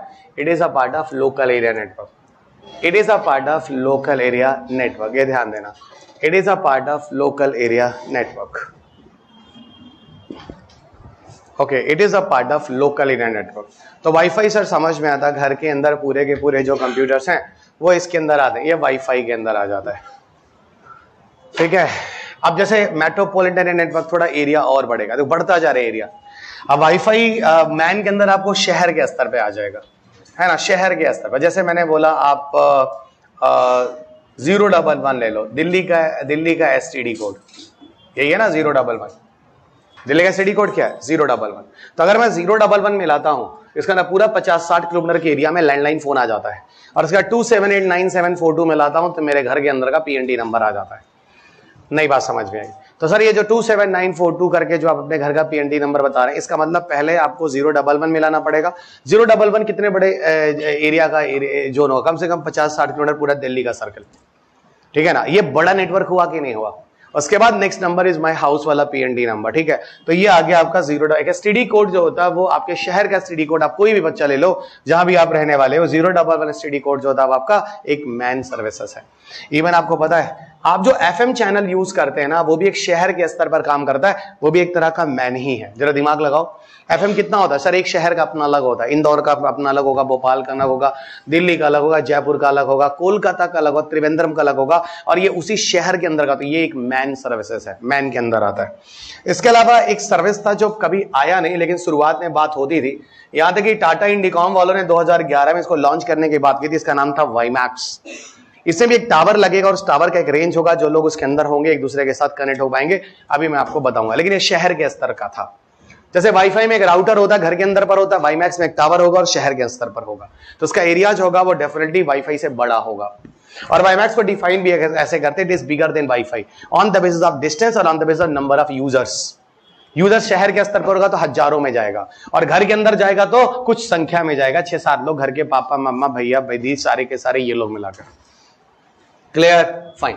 अगर हम वाइड एरिया नेटवर्क के जाएं तो वाइड एरिया नेटवर्क पूरे देश का ले लो ना, जैसे मैंने बोला +91 ले लेते हैं ना, ISD कोड ले लेते हैं, क्या पंगा है, आप आसानी से समझ सकते हैं।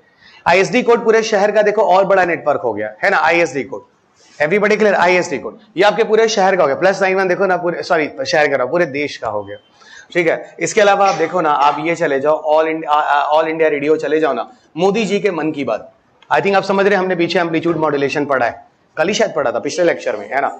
वहां पर मैंने कहा था कि जो ऑल इंडिया रेडियो या एम्पलीट्यूड मॉड्यूलेशन है ना, ये पूरा का पूरा देखो इसका एग्जाम्पल हो जाएगा।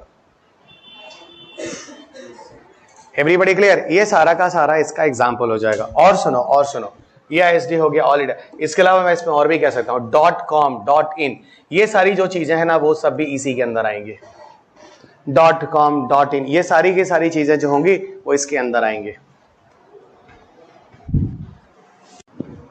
.com, .in, ये सारी की सारी चीजें भी इसके अंदर ही आएंगी।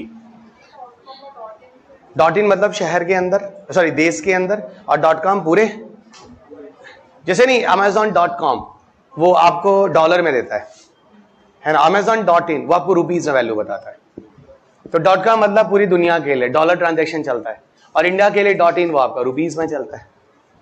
आप समझ रहे हैं मैं क्या बोल रहा हूं, .com, .in। अच्छा, ये एक्सटेंसिवली एरिया में डेफिनेटली आप लोगों को थोड़ा क्रेज होगा, सर ये कौन सी नई चीज आ गई है, कुछ नहीं, जबरदस्ती लाई गई है, मैं भी जबरदस्ती लाया हूं, और इसको समझाने के लिए मैं www लिख देता हूं, वर्ल्ड वाइड वेब। अब किसी सर्वर से आप किसी डेटा को अगर खोज रहे हैं तो वहां पर आपको www के साथ संघर्ष करना पड़ता है, मतलब www आपको कंप्यूटर पे यूज करना पड़ता है। अब जैसे मान लो मैं ना अपने फेसबुक आईडी को खोलने जा रहा हूं, अपने आप www.facebook.com पर जाता है, क्यों जाता है, या इंस्टाग्राम क्यों जाता है, इसलिए जाता है कि पूरी दुनिया में किसी भी जगह पे सर्वर हो सकता है। नई बात समझ में, आप अगर चाहो तो किसी भी सर्वर को चाहो तो गूगल पे जाके ढूंढ सकते हो, कौन सा सर्वर ढूंढो बताओ, where is a Gmail server, है ना, वेयर इज जीमेल, उस शहर का नाम तक आ जाएगा, और उसमें कितना डेटा सेव है ये तक बता देगा। आया क्या?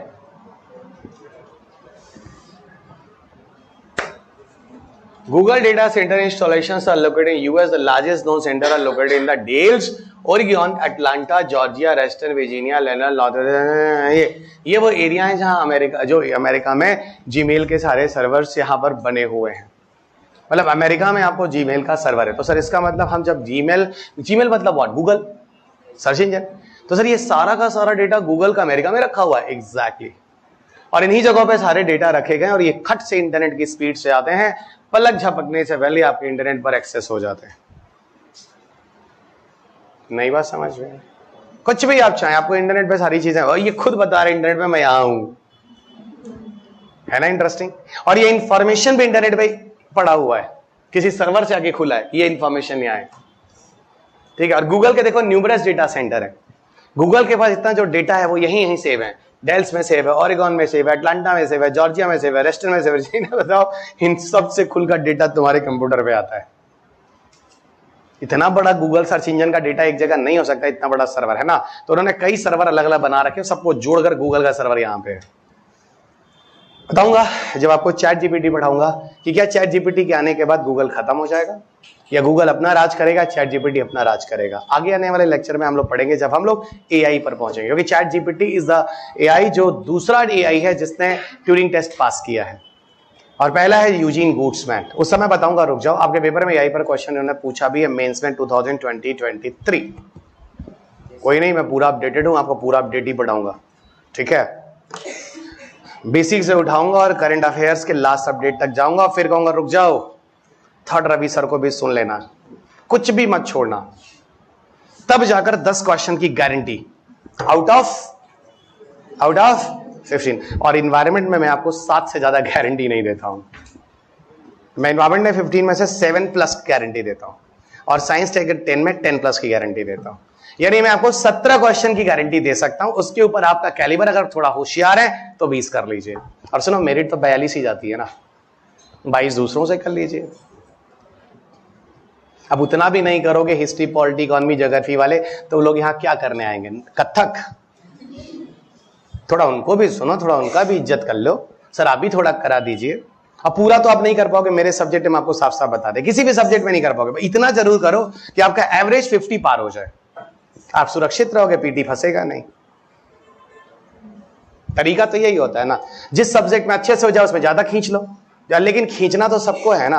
पता नहीं किस सब्जेक्ट पे कितना टफ क्वेश्चन आ जाए, क्या पता किसी सब्जेक्ट पे क्वेश्चन ही ना आए तो, कम से कम हो जाए तो, धोखा ना हो जाए तो, ठीक है ना। इसलिए अब हर सब्जेक्ट को 6 ही सब्जेक्ट है, history, polity, economy, geography, science और इन्वायरमेंट। एक बार बोल दो तो, history, polity, economy, geography, science, environment, यही कोर 6 सब्जेक्ट है, यही 6 पढ़ने। इजी 6 के करंट भी देखते रहे, नहीं 6 के स्टैटिक भी देखते रहिए, तो रट लेना चाहिए हिस्ट्री, पॉलिटी। हम तो कहते हैं यही 6 सब्जेक्ट आपको सबसे पहले कर भी लेना चाहिए, है कि नहीं। सबसे पहले 6 सब्जेक्ट कर लेने। सुनो, सिलेक्शन मेंस का तभी होगा जब आपका एसए में नंबर जाएगा, ऑप्शन में नंबर खींचेगा और एथिक्स में नंबर खींचेगा, ये भी ध्यान रखना। फाइनल सिलेक्शन में आपको 3 सब्जेक्ट का बड़ा इंपॉर्टेंस होगा मेंस में। मैं बोलता हूं ना, पीटी तो जस्ट टू क्वालिफाइंग है। कोई 42 कर दे तो भी पीटी क्वालिफाई होगा, कोई 92 कर दे तब भी क्वालिफाई होगी, मेरिट तो 42 गई है ना। लेकिन मेंस में अगर किसी ने 92 खींच दिया तो बिना इंटरव्यू दिए वो रैंक 1 है, क्योंकि 55% पे तो बंदा टॉप कर जाता है। 50, 52, 45, 48 यही तो रेंज चलता है। मतलब 45% से 55% के बीच में टॉपर्स होते हैं, ऊपर के 100 IAS वाईएएस और लास्ट रैंक तक बना लो। मतलब 55% के ऊपर लोग कभी पाए ही नहीं है फिलहाल, नहीं। ये ऐसा एग्जाम है जहां 55% में अब रैंक 1 होते हैं, बड़ा लगे एग्जाम है।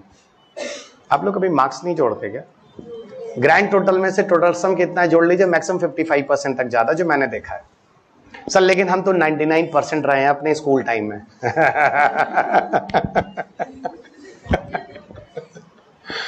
थैंक गॉड, अच्छी बात है, बहुत अच्छी बात है। आप बहुत पॉजिटिव हैं, 99.9 भी रहा है, बहुत अच्छा।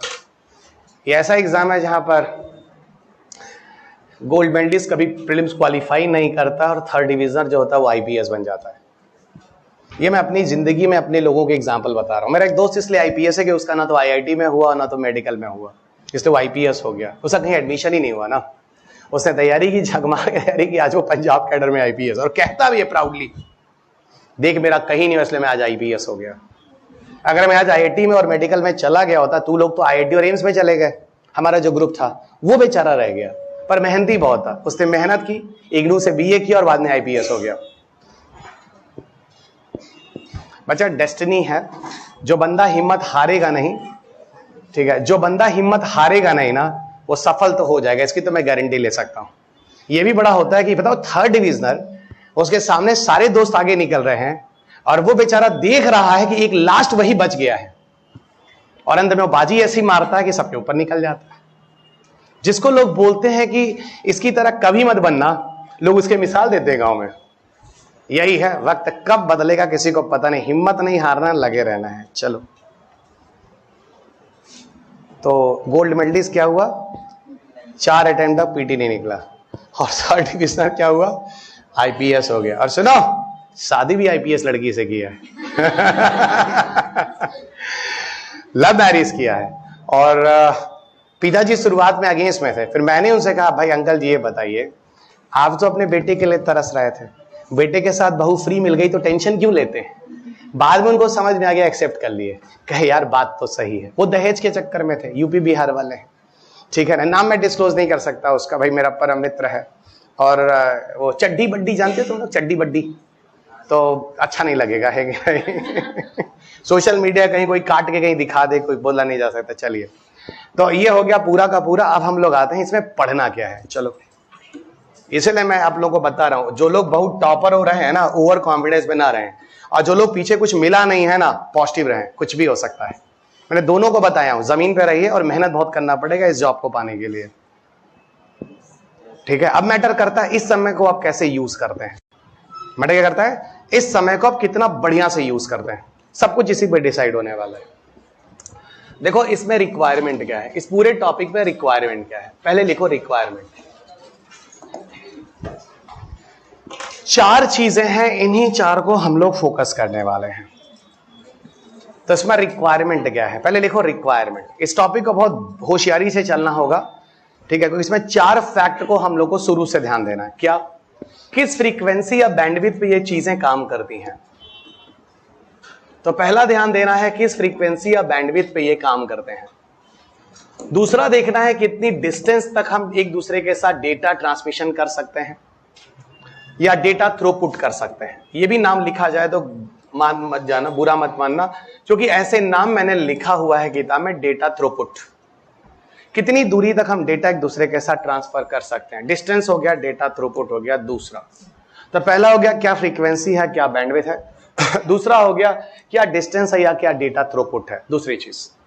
तीसरी चीज यहीं पर बात करेंगे, स्पीड क्या है, मतलब एक minute speed, sorry data throughput तो कहते हैं, सॉरी इसको जरा सही कर लेना, स्पीड डेटा थ्रूपुट करते हैं, सॉरी डेटा थ्रूपुट मतलब कितनी स्पीड से डेटा चल रहा है, स्पीड या डेटा थ्रूपुट। प्लीज करेक्ट कर, हम काटिए लिख देते नहीं तो तुम लोग पता नहीं क्या हमारी नौकरी ले लो, है ना। स्पीड या डेटा थ्रूपुट ये है बच्चों। डेटा थ्रूपुट हम बोलते हैं कितनी स्पीड से डेटा चल रहा है, इसको बोलते हैं डेटा थ्रूपुट। और चौथा हो गया कौन सी वेव्स हैं जिसको हम लोग यहां यूज करते हैं, और चौथा हो गया कौन सा वेव है जिसको हम लोग यूज करते हैं, माइक्रोवेव है, रेडियो वेव है, या इस तरह की चीजें हैं। 124 kbps की डेटा से ट्रांसफर होगा डेटा, मतलब या फिर 100 mbps 100 मीटर के डिस्टेंस तक जुड़ सकते हैं, 48 किलोमीटर के डिस्टेंस तक जुड़ सकते हैं, इस तरह की चीजें। फ्रीक्वेंसी कितनी है, 2.45 गीगाहर्ट्ज है या 5 गीगाहर्ट्ज है, ठीक है। इस तरह से हमें इस पूरे चैप्टर को तैयार करना, और ये पूरा का पूरा फैक्चुअल चैप्टर है। अब हम पकड़ते हैं पहले ब्लूटूथ, फिर जाते हैं वाईफाई डायरेक्ट, फिर पकड़ते हैं एनएफसी, फिर पढ़ते हैं वाई मैक्स, थोड़ा कुछ मिसलेनियस ही पढ़ाऊंगा जैसे कॉर्डलेस फोन। ऐसे करते करते ये सारे डिवाइस, आपके घर के अंदर माइक्रोवेव ओवन, ये सारी चीजें किसी ना किसी फ्रीक्वेंसी पर काम करती हैं। और 2010 में जाके यूपीएससी क्वेश्चन पूछता है इनमें से कौन से एप्लीकेशन जो हम यूज करते हैं जो 2.4 से 2.5 गीगाहर्ट्ज से बीच काम करते हैं। ऑप्शन वाईफाई है, ऑप्शन माइक्रोवेव ओवन है, ऑप्शन कॉर्डलेस फोन है, और ऑप्शन एक और है। और वो चार ऑप्शन सही थे। और फिर मैं कह रहा हूं से कुल मिला जुला के 6 क्वेश्चन है, और जैसे मैं बताऊंगा ऐसे यहां थोड़ा सा आपको मेहनत करनी पड़ेगी, थोड़ा रटना पड़ेगा, तो ठीक है ना, कहीं रट भी लो। हिस्ट्री वेस्ट्री में कितना रट डालते हो तुम लोग, थोड़ा यहाँ पे थोड़ा सा, अब भी ऐसा नहीं है कि बहुत ज्यादा मुश्किल है रटना, कुछ बेसिक तरीकों में भी मैं आसान बनाता हूं। सुनो, सबसे पहले हम लोग चलते हैं ब्लूटूथ पर, ठीक है। सबसे पहले हम लोग चलते हैं ब्लूटूथ पर, चलो स्टार्ट करो। पहला हो गया बच्चों ब्लूटूथ। देखो ब्लूटूथ जो हम लोग यूज में लाते हैं, फाइन, ब्लूटूथ जो हम लोग यूज में लाते हैं, इसको डेवलप किया गया था, स्कैंडिनेविया का एक राजा था, उसका नाम था हेरोल्ड ब्लूटूथ। उसी के समय में इस टेक्नोलॉजी को डेवलप किया गया था, इसीलिए उस किंग के नाम पर इसका नाम ब्लूटूथ ही रखा गया। बहुत पुराना राजा है, स्कैंडिनेविया का राजा है। स्कैंडिनेविया किसी एरिया को मिलाकर बोला जाता है, वो आप लोगों को ज्यादा पता होगा, मेरा ज्यादा उधर दिमाग भी नहीं है। आपको स्कैंडिनेविया नाम खत्म हो, किसी पर्टिकुलर एरिया को स्कैंडिनेविया पुराने जमाने में बोला जाता था। कौन कौन से कंट्री आते हैं, डेनमार्क, स्वीडन, नॉर्वे, फिनलैंड, ये सारे के सारे। अच्छा ओके, तो वो एरिया था, वहीं का एक राजा था, और उसकी जो दांत थे ना, टीथ, वो ब्लू कलर के थे, ये बात सही है। और वो उसके बारे में बताऊं तो वो ब्लूबेरी खाता था, तो ब्लू। लेकिन अब ये बात नहीं समझ में आती, कोई ब्लूबेरी खाता है तो दांत ब्लू कैसे हो सकता है? मे बी वही जो आप सोच रहे, टूथब्रश ना करता हो, मे बी। ब्लूटूथ को हम लोग पिकोनेट सर्विसेज के नाम से भी जानते हैं। ब्लूटूथ या पिकोनेट टाइप का शब्द यूज किया जाता है। तो पिकोनेट किसके लिए यूज किया जाता है? ब्लूटूथ के लिए। रटने हैं टॉपिक्स और रटिएगा जितना कर सकते हैं। पिकोनेट का मतलब होता है मास्टर स्लेव इंटरेक्शन। क्या मतलब होता है? Master slave interaction. जैसे मैंने अपने ब्लूटूथ से आपको कनेक्शन दिया, हाँ तो ठीक है, मैं आपका मास्टर, आप मेरे स्लेव, सीधी बात। ब्लूटूथ की जो फ्रीक्वेंसी होती है वो 2.485 गीगाहर्ट्ज होती है। 2.485 गीगाहर्ट्ज यानी करीब 2.4-2.5 के बीच में ये काम करता है ब्लूटूथ। ब्लूटूथ वैसे तो देखा जाए ये रेडियो वेव्स पे काम करने वाली टेक्नोलॉजी है, और इसीलिए नॉन डायरेक्शन है, इधर उधर थोड़ा आप चेंज भी करें अपनी पोजीशंस। जैसे नहीं, घर में मोबाइल रखा है, हेडफोन रखा है, घूम रहे हैं घर के अंदर, और आपका ब्लूटूथ लगा हुआ है कि नहीं लगा हुआ है? क्योंकि वो वाईफाई, वो क्या है, वो ब्लूटूथ जो है वो रेडियो वेव्स हो रहा है। रेडियो वेव डायरेक्शन या नॉन डायरेक्शन है? नॉन डायरेक्शन, आप आसानी से कनेक्ट हो सकते हैं। अच्छा, ब्लूटूथ भी 2 वर्जन के हैं। देखो ब्लूटूथ 2 वर्जन के ब्लूटूथ हैं। There are 2 version of Bluetooth. एक है ब्लूटूथ 4.2 और दूसरा है ब्लूटूथ 5.2। सो 2 वर्जन के ब्लूटूथ हैं, ब्लूटूथ 4.2 और दूसरा है 5.2। ठीक है, इसकी स्पीड कितनी है ना? ब्लूटूथ 4.2 की स्पीड होती है बच्चों 25 Mbps, और इसकी होती है दैट इज 50 Mbps। 25 और 50 Mbps। इसकी जो डिस्टेंस होती है वो होता है अराउंड 200 फीट, इसकी होती है अराउंड 800 फीट। 200 फीट का मतलब अब लगभग 61 मीटर कह सकते हैं। अकॉर्डिंग 4 टाइम्स कर लीजिएगा, आपको मिल जाएगा दूसरे वाले की। सो 25 Mbps 200 फीट, 50 Mbps 800 फीट, ये डिस्टेंस है। अब आप बोलोगे सर ब्लूटूथ दो तरीके के ब्लूटूथ आते हैं, डेफिनेटली मार्केट में दो तरीके आते हैं, but bluetooth 4.0 is very common, ये बहुत ही कॉमन ब्लूटूथ है, ध्यान रखना। Bluetooth 4.0 is very common.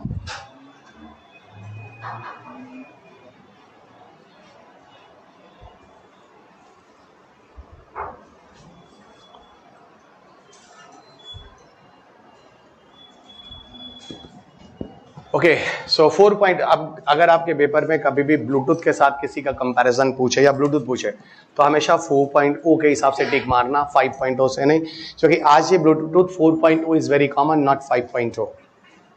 Okay, आज ये 4.0 इज वेरी कॉमन, नॉट 5.0, इस चीज को ध्यान रखना। ब्लूटूथ के बाद हम लोग आगे बढ़ते हैं, अगला जिसका नाम है वाईफाई डायरेक्ट, वही जिसमें शेयर डिजाइनर वगैरह आते हैं। फिलहाल ये बैन है तो मुझे नहीं लगता इस पर कोई क्वेश्चन आना चाहिए। वाईफाई डायरेक्ट के लिए कौन कौन से एप्लीकेशंस है जो हम लोग मोबाइल पे यूज करते हैं? शेयरिट और जेंडर मैंने आपको बता दिया है, और शेयरिट बड़ा पॉपुलर रहा है ना। शेयरिट जो है वो बहुत पॉपुलर रहा है, गॉट इट, शेयरिट बहुत पॉपुलर रहा है। जरा देखो इसमें होता क्या है, वाईफाई डायरेक्ट है केस में। देखो वाईफाई डायरेक्ट जो है वो उसकी अगर हम वेव्स देखें तो वो तो रेडियो वेव्स है, उसमें कोई दिक्कत नहीं है, ये रेडियो वेव्स पे बेस होके काम करता है। और जो डायरेक्ट है इसकी जो फ्रीक्वेंसी है, ये आपको लिटरली बताऊं तो देखो अगर फ्रीक्वेंसी देखोगे तो 2.45 गीगाहर्ट्ज है, उसमें कोई दिक्कत नहीं है, गीगाहर्ट्ज है। और एक इंटरेस्टिंग चीज अभी आगे चल के बताऊंगा, 2.45 गीगाहर्ट्ज पे सब सारी चीजें उसी पे काम करती हैं, वो भी बता दूंगा क्यों, थोड़ा रुको अभी, ठीक है। और ये क्वेश्चन आपके पेपर में 2010 में पूछा कि इनमें से 2.45 गीगाहर्ट्ज फ्रीक्वेंसी पे कौन कौन सी चीजें हैं जो काम करती हैं, ठीक है, रुको अभी। 2.45 गीगाहर्ट्ज, इसके अलावा इसमें 2-3 चीजें और ऐड ऑन करता हूं। जो वाईफाई डायरेक्ट है इसकी जो स्पीड होती है ना, वो होती है लगभग 250 Mbps। ये लगभग जो होता है it is 250 Mbps। So what ever the speed of wifi direct is 250 Mbps, ये थोड़ा सा ध्यान रखना। और इसमें कितने डिस्टेंस तक डेटा ट्रांसफर हो सकता है? तो लगभग 600 बिट। तो अगर मैं आपसे पूछूं कि फिर तो ये ब्लूटूथ से बेटर हुआ, डेफिनेटली ब्लूटूथ था 25 Mbps 200 फीट 4.0, और ये देखो ये 10 गुना है और इधर डिस्टेंस वो 3 गुना है। यहां पर क्या है, ये 10 टाइम्स और यहां पर जो है वो 3 टाइम्स है। ये आपको दिख रहा है सामने 250 Mbps और 600 फीट। क्लियर है एवरीवन? ठीक है, ये 250 Mbps और ये आ गया 600 फीट। वाईफाई डायरेक्ट के बाद अगला आते हैं, ठीक है। After WiFi direct come to the next. WiFi direct के बाद नेक्स्ट है जिसको हम कहते हैं कॉर्डलेस फोन। कॉर्डलेस फोन जब भी मैं पढ़ाता हूं काफी लोग जो है वो साइलेंट हो जाते हैं, सर किस फोन के बारे में बताते हैं? तो यहाँ इंटरनेट है, इसका फायदा है, आगे से ध्यान रखिएगा, है ना, पहले से सब सेटिंग करके रखिए, ठीक है। आते ही पहले ध्यान दे दीजिए चल रहा है कि नहीं चल रहा है। कॉर्डलेस फोन, अब देखो आपको बहुत सारी फोटोग्राफ आएंगे, आप समझ जाएंगे मैं किस फोन की बात कर रहा हूँ। सबने देखा है फोन, एक वायर आता है उसको लेके इसमें लगा देते हैं, उसका हैंड फ्री लेकर, और उस घर के अंदर आप यूज करते हैं। ये कॉर्डलेस फोन है, वही जो आपके घर में जो ऑप्टिकल फाइबर आ रहा है ना, ऑप्टिकल फाइबर जो वाईफाई से जुड़ता है, उसी को वाईफाई से भी लगा देते हैं, उसी को इससे भी लगा देते हैं। जो आपके घर का जो वाईफाई होता है देखो ना, उस पर हम लोग लैंडलाइन फोन से ही तो रिचार्ज करते हैं। मैं रहता हूँ नोएडा में, तो मेरा जो शुरू होता है 0120 से होता है, 0120 नोएडा का कोड है। उसके बाद वो 6424 वो देखना पड़ता है, कौन याद रखता है, ठीक है, समझ में आ रही बात? वो है। तो मेरे घर में भी ये कार्डलेस फोन भी लगा हुआ है, और कौन सा लगा हुआ है, पैनासोनिक का है कोई, वो निकल जाता है, यही नहीं, ये नहीं है, कोई है ना, वो लगा हुआ है। और साथ साथ ये वाला है, ये मेरे पास है, ठीक है, ये उसमें लगा हुआ, और साथ साथ इसका जो है राउटर भी लगा हुआ है। इसको कोई यूज नहीं करता, मेरे स्टडी रूम में ही रखा हुआ है, जहाँ मेरा अपना स्टूडियो और पढ़ाई वाला रूम है उसी में रखा हुआ है, और इसको मैंने बंद कर दिया है। सबके हाथ में मोबाइल फोन है, कौन जाके रिसीवर उठाने जा रहा है? नई बात समझ में आ रही है, ठीक है। तो यही है, आप जब भी, और ये रिचार्ज होता है, इसी से हमारा ब्रॉडबैंड रिचार्ज होता है एयरटेल का। Everybody clear? ठीक है, ये ध्यान रखना। तो अब बताओ, इसकी फ्रीक्वेंसी भी तो वही होनी चाहिए ना जो घर की वाईफाई की होती है, क्योंकि उसी केबल के वायर से उसी केबल के वायर से वो भी जुड़ता है। घर के अंदर का वाईफाई राउटर होता है, उसकी फ्रीक्वेंसी कितनी होती है? 2.45। और इसका भी कितना होगा? 2.45। तभी तो दोनों 2.45 एक के वायर से कनेक्ट हो जाएंगे। अरे भाई, तुम्हारी समझने की फ्रीक्वेंसी मेरी समझाने की फ्रीक्वेंसी एक ही है, तभी तो यहां तुम लोग समझ रहे हो मेरी बात। यहां भी तो क्या है, तुम्हारी 2.45 है, मैं तुमको 2.45 पे पढ़ा रहा हूं, तो 2.45 पे समझ रहे हो, ऐसे समझ लो तो काम हो रहा है। तुम्हारे घर का जो मोबाइल फोन, ये जो मोबाइल फोन में जो वाईफाई है ना, जो इसमें एक्सेस करते हैं, वो 2.45 गीगाहर्ट्ज से जुड़ता है। और हमारे घर के अंदर जो इंटरनेट आता है 2.45 आता है, तब वो हमारे मोबाइल फोन से जुड़ जाता है। हम लोग के घर के सारे जो ब्लूटूथ यूज करते हो ना, वो भी 2.45 होता है, तभी तो 2.45 से ब्लूटूथ 2.45 जुड़ जाता है। ये 2.45 ब्लूटूथ 5 जुड़बे नहीं करेगा। अरे भाई, पहले दिन 2 घंटा हम क्या करते हैं, तुम्हारी फ्रीक्वेंसी अपनी फ्रीक्वेंसी मिलाते हैं, पेपर दिखा दिखा के, देखो मैं कैसे बोलता हूं, देखो मैं कैसे पढ़ाता हूं, समझो। और 2 घंटे बाद फिर चीजों को जुड़ने लगते हैं। इसीलिए कहते हैं जब कोई नया टीचर आता है, थोड़ा टाइम दो, 1 घंटा 2 घंटा 2 घंटा 3 घंटा में उसके साथ फ्रीक्वेंसी मिलने लगती है। उसके बोलने का तरीका क्या होता है, समझाने का तरीका क्या होता है, जुड़ने का तरीका क्या होता है। उसके बाद अगले दिन से 1 दिन के बाद 2-3 घंटे बाद चीजें सही हो जाती। अगर उसके बाद भी दिक्कत है तो बात कीजिए मैनेजमेंट से 2-3 दिन के बाद। ऐसा कुछ नहीं होगा, टेंशन न लीजिए, ठीक है। हाँ, हम विद्रोह करना नहीं बता रहे हैं, हम अध्यापक आदमी हैं, हम तो भाग जाते हैं, लड़ाई झगड़ा होता है। इधर आइए। तो कार्डलेस फोन समझ में आ गया? ठीक है। कार्डलेस फोन जो होता है वो रेडियो वेव्स और एम्पलीट्यूड मॉड्यूलेशन पे काम करता है। किस पर काम करता है? रेडियो वेव्स और एम्पलीट्यूड मॉड्यूलेशन पे काम करता है। रेडियो वेव्स और एम्पलीट्यूड मॉड्यूलेशन पर काम करता है। अब सर एम्पलीट्यूड मॉड्यूलेशन क्या होता है? सॉरी मैं भूल गया हूं, कल मुझे याद था प्रीवियस क्लास में जब मैंने आपको पढ़ाया था पीएम, एफएम और एएम। और शायद एएम का एक एग्जांपल मैंने आपको ऑल इंडिया रेडियो। क्या बात है, मतलब बच्चे ये कह रहे हैं कि सर मैं पढ़ रहा हूं, है ना, बहुत बढ़िया बात है। चलिए, फ्रीक्वेंसी देखिए, इसका भी 2.45 ही है। अब आपको हम लिए चलते हैं बच्चों अगला, जिसका नाम है वाईफाई। अगला जिसका नाम है वाईफाई। वाईफाई का पूरा नाम है वायरलेस फिडेलिटी। पता है आप में से सबको पता होगा ये नाम, वायरलेस फिडेलिटी। वाईफाई टेक्नोलॉजी को डेवलप किया था एक शख्स था, उसका नाम था विक हाइस। इस बंदे ने वाईफाई टेक्नोलॉजी को डेवलप किया था, उसका नाम था विक हाइस, HAYES, विक हाइस।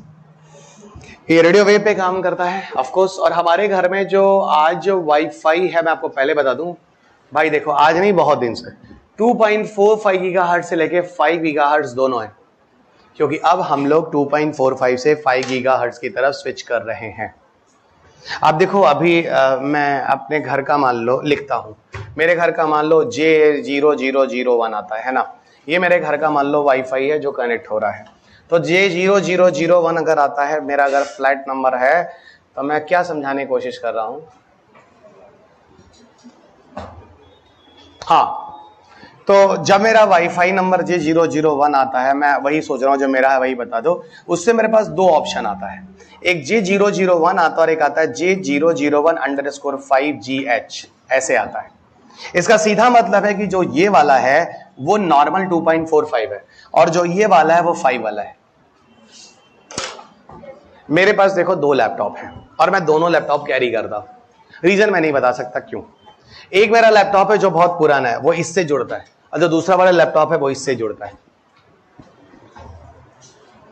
ये एक अच्छा एग्जाम्पल है समझाने के लिए। सर आप क्या कहना चाहते हैं? मैं ये कहना चाह रहा हूं, जहां मैं रुका हूं गेस्ट हाउस में, उस गेस्ट हाउस में जो वाईफाई है वो 2.45 का भी एक्सेस देता है और 5 का भी देता है। क्यों? क्योंकि हो सकता है कुछ लोग उस जगह पे पुराने जमाने के लैपटॉप और मोबाइल फोन यूज कर रहे हैं जो 2.45 का हो, उनका भी लैपटॉप चले, और कुछ लोग ऐसे हैं जो नया भी यूज कर रहे हो, उनका लैपटॉप भी चले।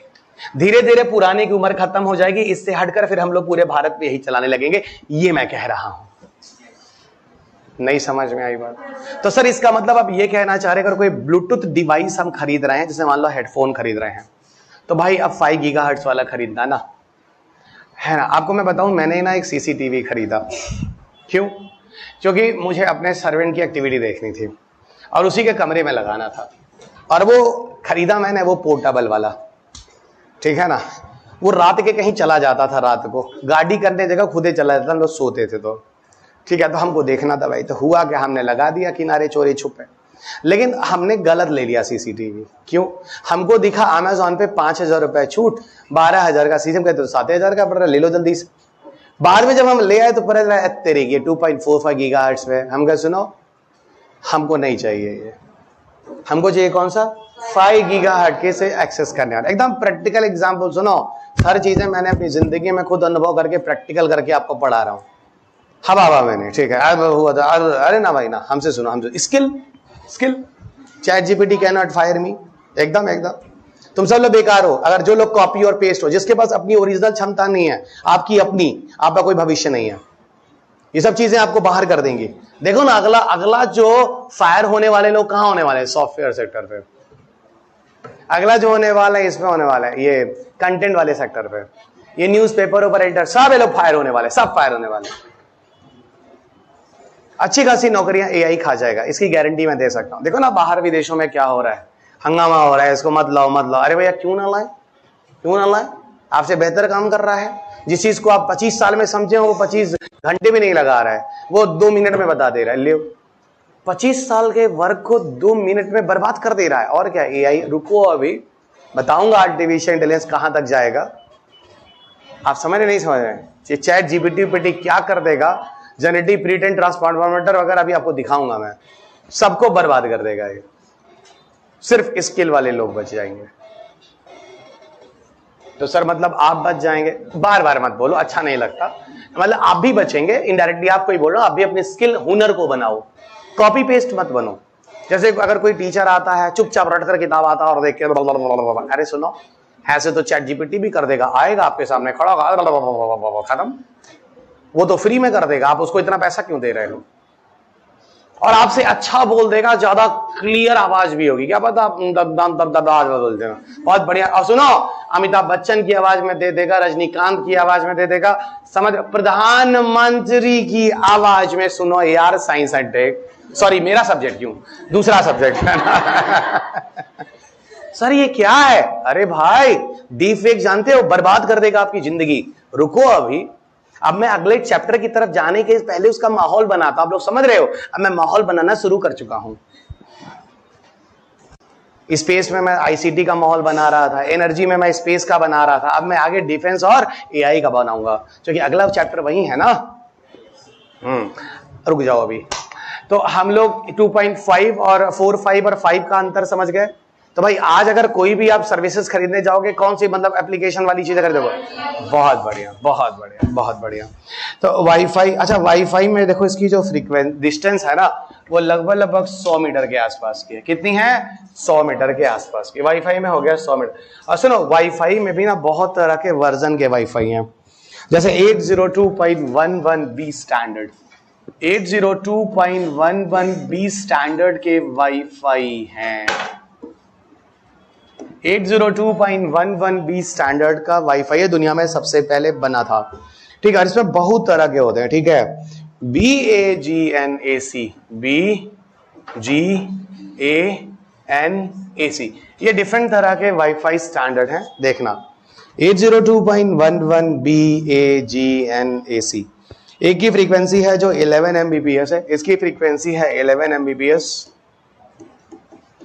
और इसकी फ्रीक्वेंसी है बच्चा 1.3। मैं भी सब समझा दूंगा, घबराओ नहीं है क्या मैं लिख रहा हूं। 1.3 Gbps।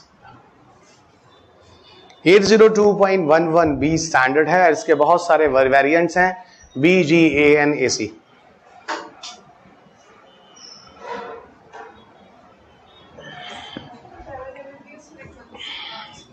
स्पीड है बच्चा, स्पीड 11 Mbps से डेटा ट्रांसफर हो सकता है 1.3 Gbps। तो आपको ये इंटरनेट काफी फास्ट लेके चलेगा। आपको पता है जब आप लोग वाईफाई खरीदते हैं, आप क्यों खरीदते हैं? कंपनी वाले आते हैं, लगा के जाते हैं फ्री में, आते कि नहीं आते? आप रिलायंस जियो जाओ, काला वाला बड़ा सा लगाता है एयरटेल वाला लगाओ तो नोकिया वाला सफेद वाला लेकर आता है, और 4 एंटीना ऐसे, 2 इधर निकले होते हैं, 2 इधर निकले होते हैं, 4। पहले इसका एक ही निकला होता था, छोटा सा देता था। जब रिलायंस वाले आए, इनको समझ में आ गया अब जनता हमारा लेगी नहीं तो पहले हम लोग को बहुत बेवकूफ बनाए एयरटेल वाले सब। आपको पता होना चाहिए, एयरटेल ने इतनी लूट मचाई थी एक जमाने में, इसलिए हमको एयरटेल पे कभी तरस नहीं आता है ना। लोग कहते हैं जियो आने से एयरटेल बर्बाद हो जाएगा, सुनो और हो जाए, ये वही फोन है जिसने 25-25 रुपए आउटगोइंग कॉल लिया है आप लोगों से, है ना। अकेले होने का इसने खूब लूटा है आप लोगों को। घबराओ नहीं, हम तो चाहते हैं रिलायंस इसको और बर्बाद करे।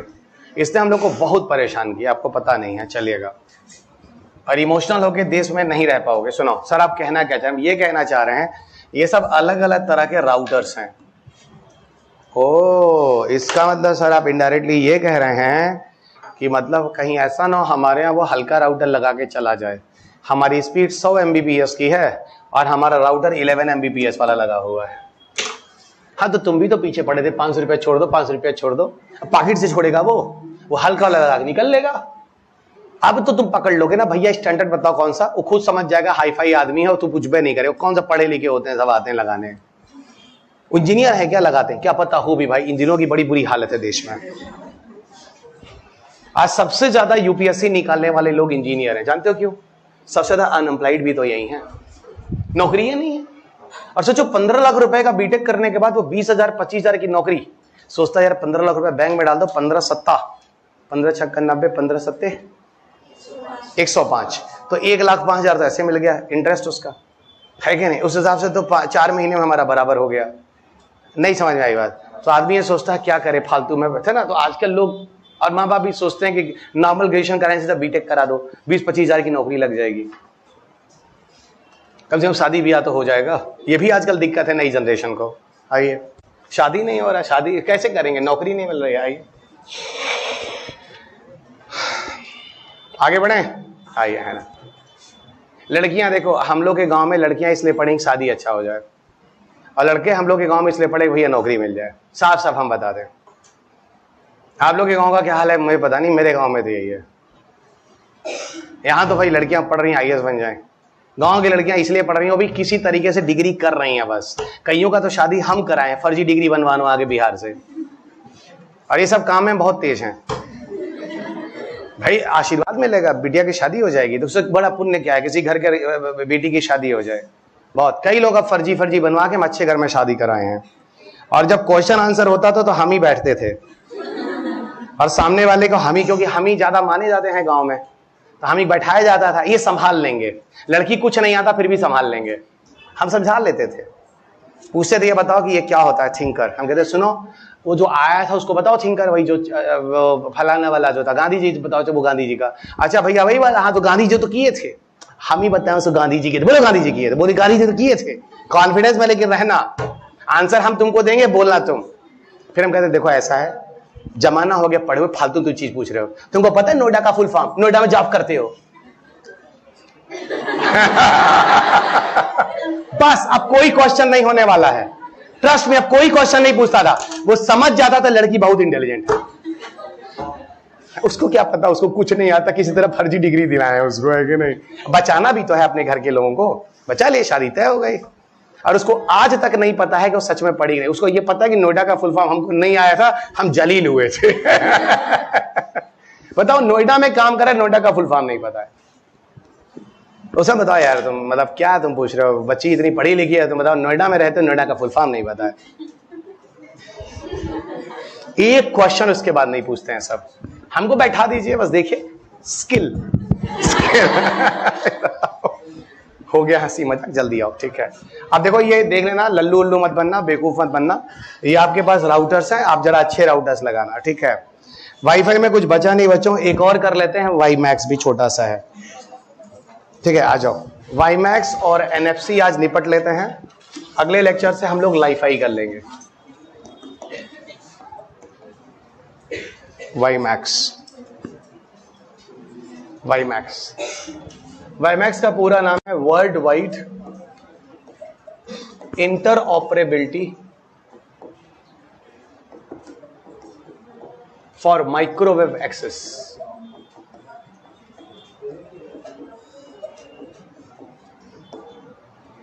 World wide interoperability for microwave access.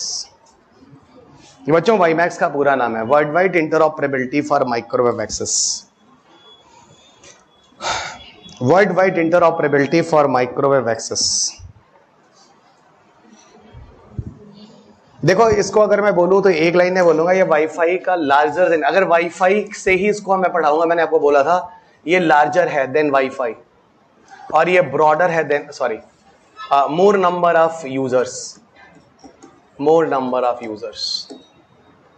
तो सर आप कहना क्या चाह रहे हैं? शहर के स्तर पर वाईमैक्स चलेगा। मैंने अभी आपको बोला था वाईफाई में घर में एक राउटर लगता है, वाईमैक्स में आपके शहर में एक टावर लगेगा, और उस टावर का एक रेंज होगा बच्चों, उस टावर का एक रेंज होगा।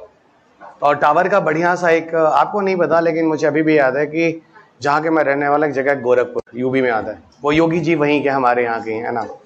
तो वहाँ पे क्या होता था, पुराने जमाना ही बोल देता हूँ, 2 डिकेड्स पहले की बात करता हूँ, लोकल दूरदर्शन होता था, गोरखपुर दूरदर्शन। उसमें क्या होता था कि एक टावर होता था, उस टावर जो एरिया होता था पूरा गोरखपुर शहर आता था, और कुछ आउटस्कर्ट एरियाज के जो गांव होते थे उनके यहाँ भी लोकल गोरखपुर दूरदर्शन आ जाता था। वो बिल्कुल वैसे ही होता था, वो दिल्ली वाला नहीं आता था, लोकल गोरखपुर। शाम को 4 से 5 बजे के आसपास या 5 साढ़े 5 बजे के आसपास वो वहाँ खेत खलिहान दिखाते थे और क्या क्या दिखाते थे, वहाँ लोकल एरियाज के चैनल होते थे। तो वो एक टावर के थ्रू ही कनेक्ट होते, एग्जैक्टली कुछ वैसा ही सर्विस होगा। एक टावर होगा जिसको वाईमैक्स सर्विस देगा, और एक एरिया करीब 48-50 किलोमीटर का एरिया होता है जहां तक ये आपको इंटरनेट एक्सेस दिला देगा। लेकिन दिक्कत क्या है, ये 50 किलोमीटर है, लेकिन दिक्कत क्या है बच्चों, ये माइक्रोवेव एक्सेस था इसलिए ज्यादा सक्सेस हो नहीं पाया, वो माइक्रोवेव डायरेक्शनल होते हैं, ठीक है ना, इसलिए टेक्नोलॉजी कभी आई नहीं। और वाईमैक्स टेक्नोलॉजी में वही बोला, 2011 तक बात हुई थी, टाटा इंडिकॉम पहले काम करता था, बोला कि हम इस चीज को लाएंगे और भारत में शुरुआत करेंगे। फिलहाल वाईमैक्स लाया तो गया, लेकिन कभी बड़े स्तर पर आया नहीं, छोटे मोटे स्तर पर, जैसे केरला में सुनने में आता है कुछ कंपनियां हैं, बेंगलोर में सुनने में आता है कुछ कंपनियां हैं जो लिमिटेड डिस्टेंस के लिए यूज कर रही हैं, ज्यादा बड़े स्तर तक ये प्रयोग में आज तक नहीं लाया गया है। एक लास्ट और, इसकी इंटरनेट स्पीड 1 Gbps के आसपास बोली गई थी, फिलहाल आया ही नहीं। 2010 के आसपास तो वाईमैक्स बहुत न्यूज में था, एक बार पूछ भी लिया यूपीएससी में कि वाईमैक्स सर्विसेज किसके अंदर आता है। आप पेपर लगाएंगे तो लास्ट में आपको मिल जाएगा, कम्युनिकेशन के अंदर आता है, इसके अंदर आता है ना, ये डिफेंस के अंदर आता है। तो communication technology was a correct answer. तो कम्युनिकेशन के अंदर डालोगे, कम्युनिकेशन इंफॉर्मेशन में आएगा ये, ठीक है। आगे एक और कर लेते हैं, फिर आज बंद करते हैं, that is a NFC, last NFC. NFC आपके पेपर में ये भी 2015 में आया हुआ है। एनएफसी आपके पेपर में 2015 में आया हुआ है। एनएफसी का पूरा नाम है नियर फील्ड कम्युनिकेशन। मैंने अभी आपको पहले ही बोला था, it is a near field communication. याद रखना ये सारे के सारे फैक्ट्स, इस पे क्वेश्चन फैक्चुअल ही होते हैं। NFC is called as a near field communications. Okay, ये एक शॉर्ट रेंज वायरलेस टेक्नोलॉजी है, बहुत कम डिस्टेंस के लिए होती है शॉर्ट रेंज वायरलेस टेक्नोलॉजी। मैंने भी आपको समझाया था, एटीएम कार्ड वगैरह याद आ रहा है, तो शॉर्ट रेंज वायरलेस टेक्नोलॉजी है। जानते हो, to initiate a connection, to initiate a connection, एक दूसरे से जोड़ने के लिए, ओके, 4 सेंटीमीटर और लेस डिस्टेंस रिक्वायर्ड। यानी अगर 2 डिवाइस है NFC2 जोड़ना है ना, तो इन दोनों को 4 सेंटीमीटर या उससे करीब लाना होगा। हाँ सर, ये तो अभी आप बता रहे थे, मान लो ये क्या है, ये मेट्रो कार्ड है, इसको ले जाके हम लोग मेट्रो से टच कर देते, रख ही देते थे यार, 4 सेंटीमीटर कौन देख रहा, हुआ कि नहीं हुआ।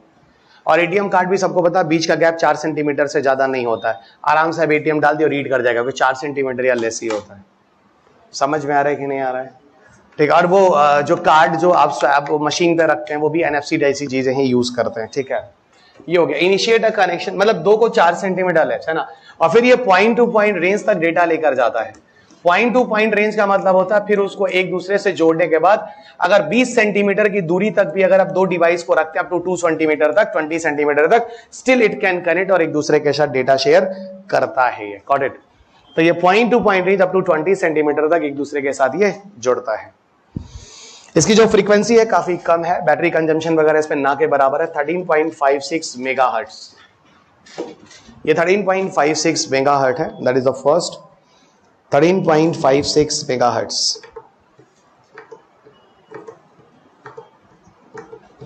इसकी डेटा स्पीड है 1062 424 kbps।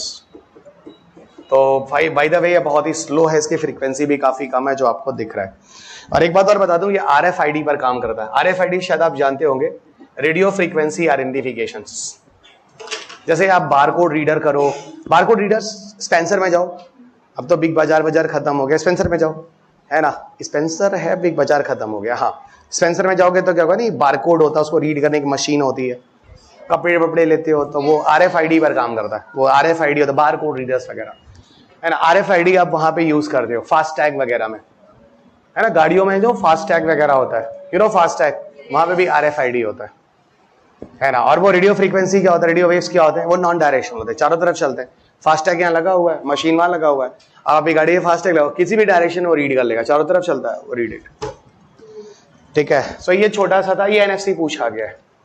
ओके, और अगर मैं एक बात पूछूं, NFC और ब्लूटूथ में ज्यादा बेटर कौन? NFC ब्लूटूथ में ज्यादा बेटर कौन? Of course Bluetooth, of course Bluetooth. ठीक है, अगला लाइफाई नेक्स्ट डे करेंगे। लाइफाई में थोड़ा आपको बढ़िया से समझाऊंगा लाइफाई क्या होता है, इसमें 2 क्वेश्चन पूछे भी गए हैं। इसको हम VLC के नाम से भी जानते हैं, विजिबल लाइट कम्युनिकेशन। ये सारी चीजें आपको अगले लेक्चर में बताऊंगा।